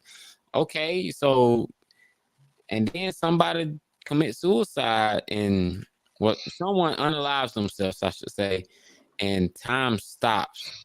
And man, when this sci-fi shit get cooking, oh my god, they was just cooking. They just started cooking the sci-fi up real hard, and adding some alien genocide, and we got a series, and it just kept getting worse from aliens. And then on one hand, you felt bad for the aliens, then on the other hand, you was like, they saying shit like, yeah, we're gonna make these humans pets. And then you actually get to see that, oh, these ain't the aliens, these are just their suits. Then you see their actual faces and it just fucks you up. And it's just like, yo, this anime is just weird. But I love the Yosobayon mascot. I want a Yosobayon t-shirt. Hint, hint, if anybody want Secret Santa, you know what I'm saying? I think that'd be dope. But nah, this series was dope. I had so much fun. It took 6 episodes to get cooking, but once it got rolling, it got better and better and better. So that's my number 2, my runner up. Coming in at a 4 out of 5. All right, Ethan. Wistoria? Yep, Wistoria. Not much more I can really add to it. Again, I'm a simpleton. I enjoyed it so damn much. There were so many elements to the show that just made me go, whoa, what the fuck? This is awesome. This is amazing. Each fight got better and better and better. Will just, for all of his faults, got more and more badass. I love Colette. I don't think enough has been said about Colette this entire night. Colette is one of my favorite characters in the season. I thoroughly enjoyed the shit out of Colette. Kiki, you talk about that fucking cat. Kiki is that fucking cat in a great way. Love Kiki. Kiki is the shit. And then I mean, look, when it boiled down to it, just it's a badass show. It really, truly is the encapsulation of like a Black Clover meets a Mashal meets the One Punch Man, like we had said at the beginning. Like it really is the truest Harry Potter anime out of the Harry Potter anime that we've seen. I've yet to finish Mashal. Eventually I will. But in any case, like to me, it's the truest form of that.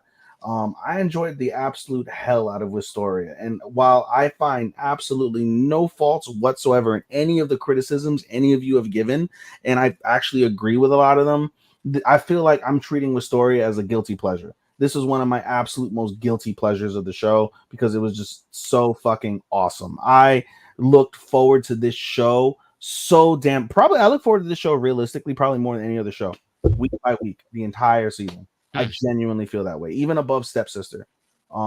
Stepsister was up there, but I think I couldn't wait to see the next episode of Wistoria, even above my number 1, which y'all have figured out by now.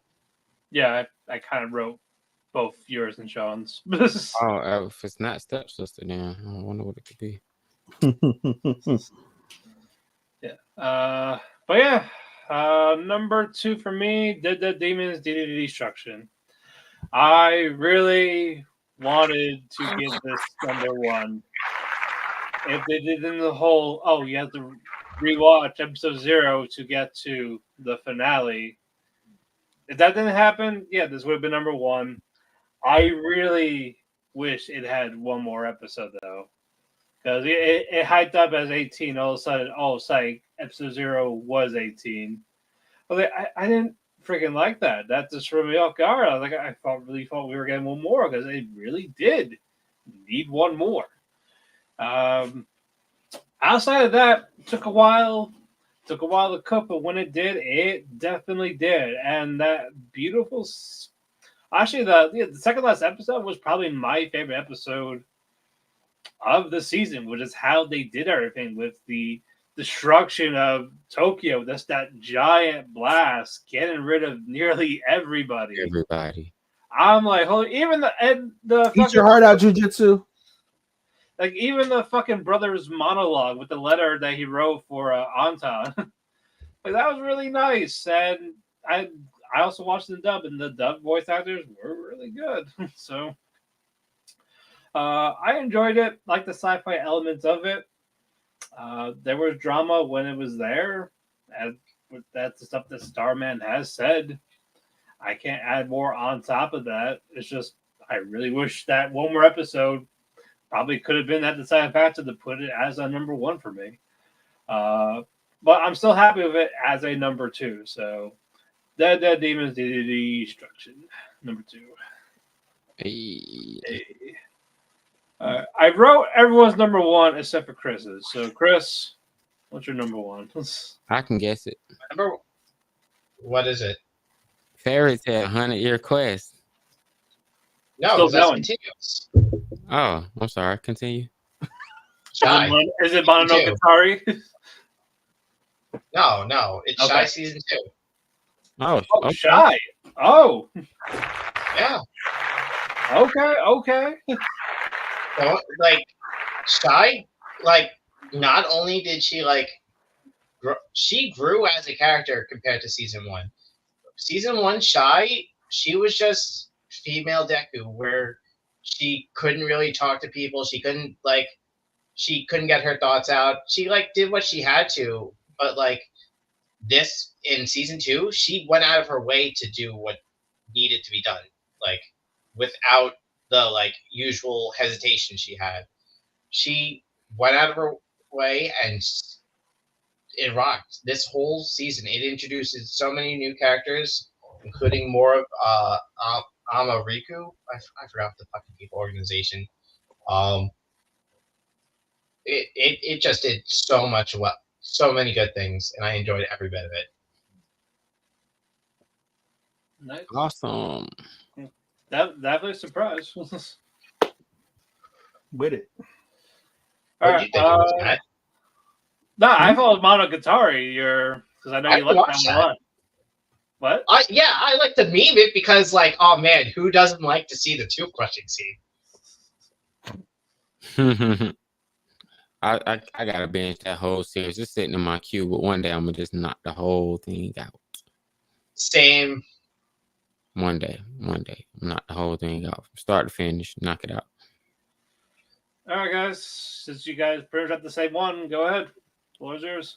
My number 1 show of the anime season was none other than Love Indivisible by 10's. All right. I love it. Let's go. Wait. I thought he said he didn't rank it. Yeah, that's what I thought too. Bro, that was by far the greatest anime show at this season. All right, let me stop bullshitting y'all. All right, it was Oshinoko season 2. Oshinoko season 2. My heart dropped to my ass. I was like, what? Had to fuck with him. Oh, what? This man was like, what? You the disbelief on your face is like, damn, bro. I don't need no. I knew it was fucking bullshit. I was like, nobody's buying this shit. I should have said, yo, it's VTuber Relations. I didn't think you watched that. Fuck, I need to find a show that. Damn it. But yeah, man, Oshinoko. There's not much I can say that hasn't already been said. They answered questions that I wanted answered. And even faked us out a little bit along the way. And I'm like, wait a minute, this is too good to be true. Why I ain't buying this shit. Aqua, what the fuck? But no, I thought it was cool. I didn't have to deal with Kano's bitch ass bitching most of the series. They kept her quiet. They put a muzzle on her. Goddamn, it was a shame. I really like Ruby. Ruby. That face like you cut. What the fuck? Oh, I know. I know he didn't like it either, so it's okay. You know what I'm saying? So, her bell pepper steak ass got to be quiet. I'm happy, but Ruby didn't really say shit. And I was like, damn, where Ruby at? But nah, man, I really thought everything else on the show was pretty dope. I liked it. So with that being said, Oshinoko is, I don't know what the fuck. I'm sorry. I gotta tell some random bug. Anyway, Oshinoko season 2. It's a winner for me, man. 4.5 out of 5. Technically, that's a 9.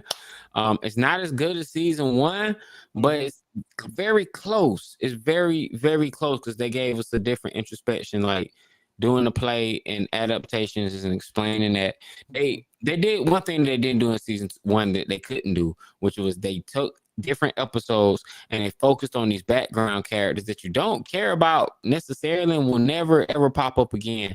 And they took the risk of spending an entire episode on these characters just to make this play make more sense and for you to really dive and care about the actors. And I thought I love when animes take risks, and I thought it paid off.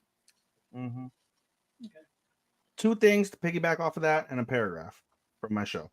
For my review. 20 minutes. In terms of the piggybacking, right? I agree. I definitely agree that it's not better than season 1, but to me, it's still a 5 out of 5 in my opinion. The second thing is Starman. I'm not going to spoil you whatsoever, but they've done a great job of setting things up for season 3. I went ahead and spoiled myself, and I was telling Matt this off the air. When I read the stuff, I don't feel it's a spoiler. I feel I'm more hyped to what's to come, because what's to come is going to blow your fucking mind. And that's all I'll say in regards to that. In terms of piggybacking it, I said it from the jump. Oshinoko, barring something incredible coming out, will forever, always, I think, be my number 1 off rip. It's going to take a mountain, a monster of a show to ever not make me put this as number 1 during an Oshinoko season. And I'll encapsulate my thoughts with my sentence here. As usual, everything about this show stands out. The top tier animation and visuals, the excellent musical composition, and the top-notch storytelling full of drama, surprises, mystery, hilarity, and darkness. Oshii is a standout in today's anime community, as every episode always delivers and always sets the series up for bigger and more awe-inspiring moments week after week, season after season. From powerful performances by the leads to the critical contributions of side characters, nothing is missed from a storytelling perspective. A show that will keep you on the edge of your seat, make you laugh, and leave your jaw on the floor, leaving the viewer begging for more and trying their damnedest to avoid spoilers. Oshii is a series that continues to come in with high expectations, only to shatter them positively. And that's about the only way I can just firmly encapsulate Oshii no Ko as a season. It's phenomenal. It's a standout drama. I think it's a cornerstone. It is an anime cornerstone in drama and storytelling, the which that not many, very, very, very low number, even come in the same ballpark, in my opinion, as them. Chris, does he know? I know enough. We talked about this. I don't know everything, but I know enough to be dangerous about what's to come. Does he know? I don't want to know. No, you don't. Yeah, number 1, Nier Automata. What? Fuck you.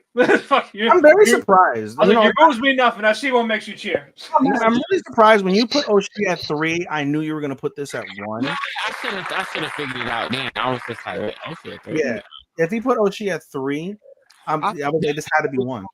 I thought, okay, so DDD ain't 1, then Damn, It took me a minute, but then I figured it out, and I was like, it makes total sense. No, like I said, DDD was very, very close. You know what's funny though about DDD? I'll go backwards real quick to you, Matt. Is I think on at least one or two, and definitely one, and maybe on two instances during our weekly episodic reviews, you forgot all about it completely. I know, because usually they had the thing in fucking spring and not summer. There's like no continual, no ONA phase. So I was looking at the MAL for summer, so it's not on there. It's so I'm like, I noticed that too with a couple of the shows. So I'm just like, really how can something you forget about more than one time be your number 2 anime? That took me a little bit aback.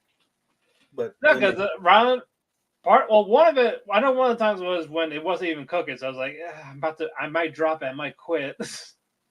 To be number 2, wow, what a comeback! Yeah, and the other one just genuinely forgot. Anyway, go ahead and gush. Please gush about Nier Automata. Oh, you gush. Let me gush. Gush all over. I will, damn it. No, I loved everything that they have done with it to bring it to life. And I felt like there's a lot of stuff they did compared to the games better.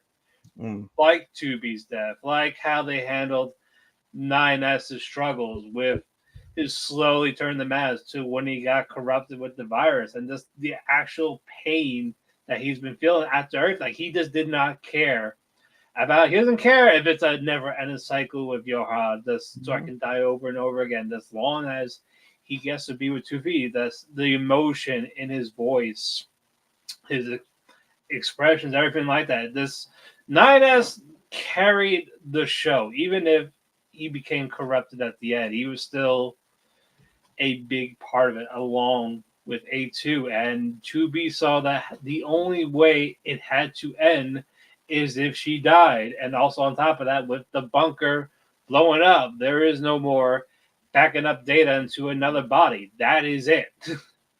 And the only way that was able to be fixed in the true ending was the pods to sacrifice themselves to make that happen, so that 2B and 9S can have this life, even though there is no more humanity. So the entire world is just empty. Are they reborn human? No. They're just reborn androids again. Yeah, they got their data, they backed them up. It's backed up. Okay. I thought they would have had a miracle. And I like the little cameo with Accord that helped repair A2. That was nice. Pascal, excellent. Even how they did his ending was different, and I really like that. Because in the game, he just watched everyone die, and he asked A2 to kill him. Either kill him or make him erase his memory. They just did this completely differently, and I like that. That was a nice change. He was a good star, because I didn't care about Pascal in season 1, and I cared a lot more about baby. Zombie robot baby, bitch. Fuck you up. Got your virus. Bit him, and he just said, I'm gonna blow up. Yeah, no, I cared about Pascal 10 times more in season 2 than I did in season 1. Yeah. The music helped. It's still the same music from the video game. It still worked. I wish we heard more of Weight of the World, because that is a beautiful song. We didn't get all of it. I wish we did. It ended nicely. Are we going to get more Nier projects? No, I would love to see Nier Replicant, but I don't think that is going to happen. But no, I was very happy with it, and I really had no complaints. So yeah, number 1, Nier Automata for me.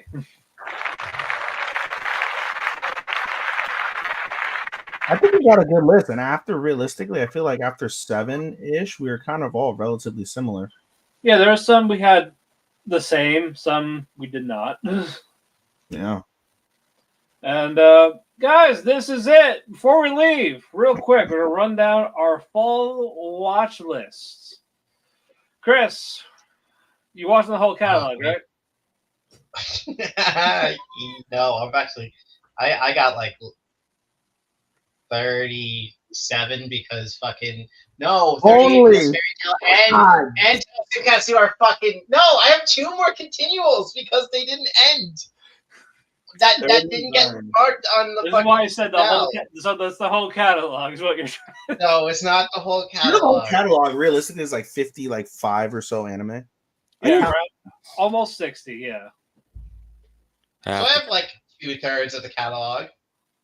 God damn. Okay, so here we go. From my list, I'm just gonna start off with the continues. Fairy Tail 100-Year Quest, Tatsugetsu, Fate of the Majority, 2.5D Seduction, Sengoku Yoku, which still hasn't come back. Tower of God Season It 2. comes back tomorrow. There we go. Those are my. Huh? It comes back today. So Sengoku. It comes back today. Okay, so Let's now go here we that go from my fucking actual list. ReZero Season 3. I'm probably gonna drop Uzumaki because of all those fucking the decrease in fucking animation. From episode 1 to episode 2. They changed fucking animation studios, by the way. That's why it looks so bad. I know. Based Blue Lock Season 2. Based Dan Dan. Seirei Gensoki Season 2. Bleach 1,000-Year Blood War Season 3. Ai Ferretta Season 3. Danmachi Season 5. Shangri-La Frontier Season 2. Blue Exorcist Season 4. Ron Season 2. Kami God App Season 2. Blue Box. You are Miss Servant. 365 Days to Wedding. Ranma One Half. Yakuza Fiance. Loner Life in Another World. Hitting on Amagami Sisters. Rurouni Kenshin Season 2. Hanako-kun, whenever that comes out. The White Mage in the Party. It came out yesterday. Oh, cool. Yeah. Oh, yeah, I saw that. The White Mage in the Party was banished, even though he's the strongest. And the Movements of the Earth. Nina the Starry Bride. Notorious Talker runs the strongest clan. Blue Wolves of Mibu. Meku Ude. How I Attended an Old Guy Mixer. Let This Grieving Soul Rest. Magic Lumiere. Murder and Mystery of the Dead. Acro Trip. And I'll Become the Villainess Who Goes Down in History. Woo. All right. Starman. I'm undecided on most of my list. And yeah, so I'm definitely watching ReZero. Haven't started. I started Dan to Dan. I plan to watch Bleach, but I'm watching that dub, not planning to binge that at the end of the season. Shangri-La Frontier is at the top of my list. I will be threading that as well. What else? Rama, I'm threading, so I'm watching that currently. That's a dual day dub. Shout out to Netflix for that. Yakuza Fiance was already something I was supposed to thread, but I'm kind of like not watching new shit until later today. That is all that I have on my list at this moment. Okay. Vivian. My list slowly grew, but it's still the shortest one. And I should we preface this by saying this may be the last show that we get for a while, depending on where I'm caught up on. Well, I'm still doing it. Because it might be yours for a little. As I said, my show. That's the last show I'm doing. Yeah. TBD. I decided to start. He's probably been on a part-time schedule because I've got to go through this book to start studying, so I can try and make $100,000 before in 2025. Yep. So you'll probably see more of Chris and Starman throughout the season. But I will be here when I catch up because I don't have as much nearly. I have Tower of God returning. That's my only continual. As for the rest of the season, I'm trying to pull it back up now because I just lost it. Son of a bitch. There we go. Bleach, ReZero, Blue Box, which I just picked up and I watched episode 1. Fucking fantastic. Ranma, Kenshin season 2, Ron Komanahashi Forbidden Deduction season 2. What's it called? I said Tower of God already. Sword Art Online Gun Gale Online season 2. Binged the whole season 1 in a couple days. That was great. Yakuza Fiance. Sean, you're gonna love Yakuza Fiance. 365 Days to Wedding. How I Ended Up in an All Boys Mixer. Really cute. Saw that one. What else do I have? Trillion Game. Need to start that. And that's it I have on Mal. And I have a couple more that are on Analyst. Let me go browse. A popular format TV show. Were you picking up Blue Box? I picked up Blue Box. I watched episode 1 and I love it. What the fuck is that so about? good. Batman and Love Associate. It's a school romance that focuses on a male, the boy playing badminton and the girl playing basketball. Gorgeously animated. That's another one you would like, dude. It's another Netflix, one you it's would like. not a dub. Yeah, it's dub. No dub. No dub. Oh, okay. No dub means no go for Sean. Dragon Ball Daima is another one. Blue Miburo is another one. And then my last one, assuming that it's available, it's at the bottom of the list, so it may not be, but we'll fuck around and find out. Tono no Ino, which is a dog anime. I'm looking forward to that. So what is that? Oh, man. Is it gonna be better than the last dog anime you watched? Probably, because that's nothing but ecchi. All right, Ichi, Ni, San, Shi, Go, Roku, Nana, Hachi, Kyu, Ju, Ichi, Ju, Ni, Ju, San. 13. I have 13 on the dot. Oh, sorry, Ju Yon. I have 14. 14 anime this season. The lowest I've had in a while. All right. My continuals is 2.5 Dimensional Seduction and Sengoku Yoko. And for my new ones, we have ReZero. Still need to watch that. Dan, really fucking good. I'm going to keep Uzumaki.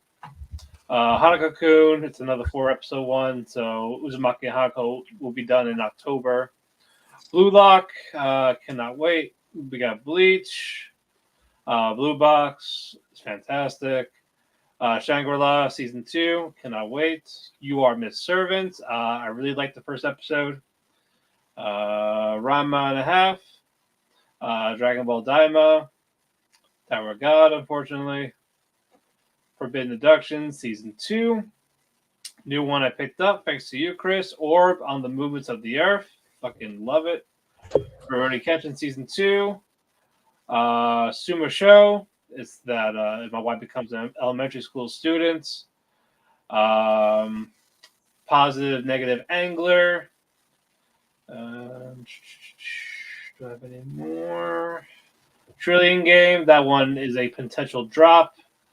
God App Season 2. And I believe that is it for me. And then Beastars whenever that comes out in December. What? Ron Season 2. I said that. I said Forbidden Deductions. Oh, that's right. That is its name. I just call it fucking Ron. Forbidden Deduction is easier than Rankon Manahashi. Matt, realistically, we only have 1, 2, 3, 4, 5, 6, 7, 8, and you may drop Trillion, so we only have about 7 together. 8, including Tower of God. Yeah.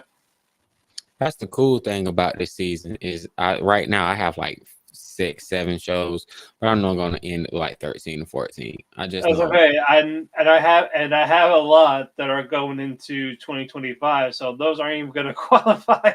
Yeah, I mean at this point, I'm picking ones I like, and then I had a good friend of mine. She hits me up every season to get me Rex. Like Sean, it's like, yo, Sean Rocco, what are you watching this upcoming season? This time I had to tell her, like, Sean, I'm still watching stuff from summer, so ask me in 2 days.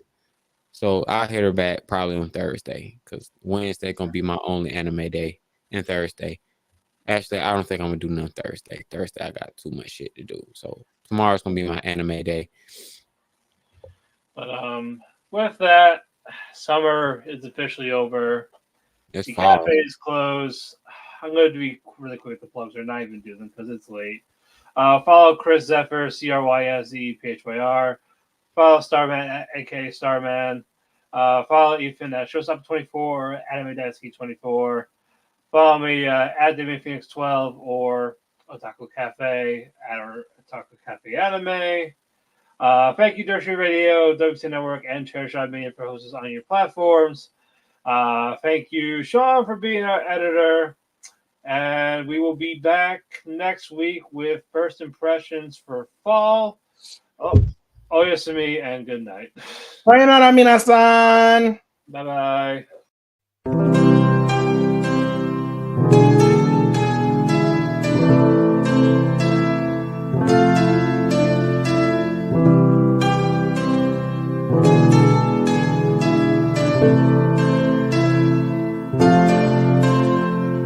When the sun goes to sleep, I find myself in a heap because it hurts so much to be away from you. It makes my day when I get a text from you. But still I say goodbye again. Let's hope this isn't the last time that I see your face. But hey, it's fine. I know everybody needs a little space. There's no one to blame. Goodbye again. Let's hope this isn't the last time that I hear your voice. But it's your choice. I can't keep you here forever. Just promise me that you'll come back.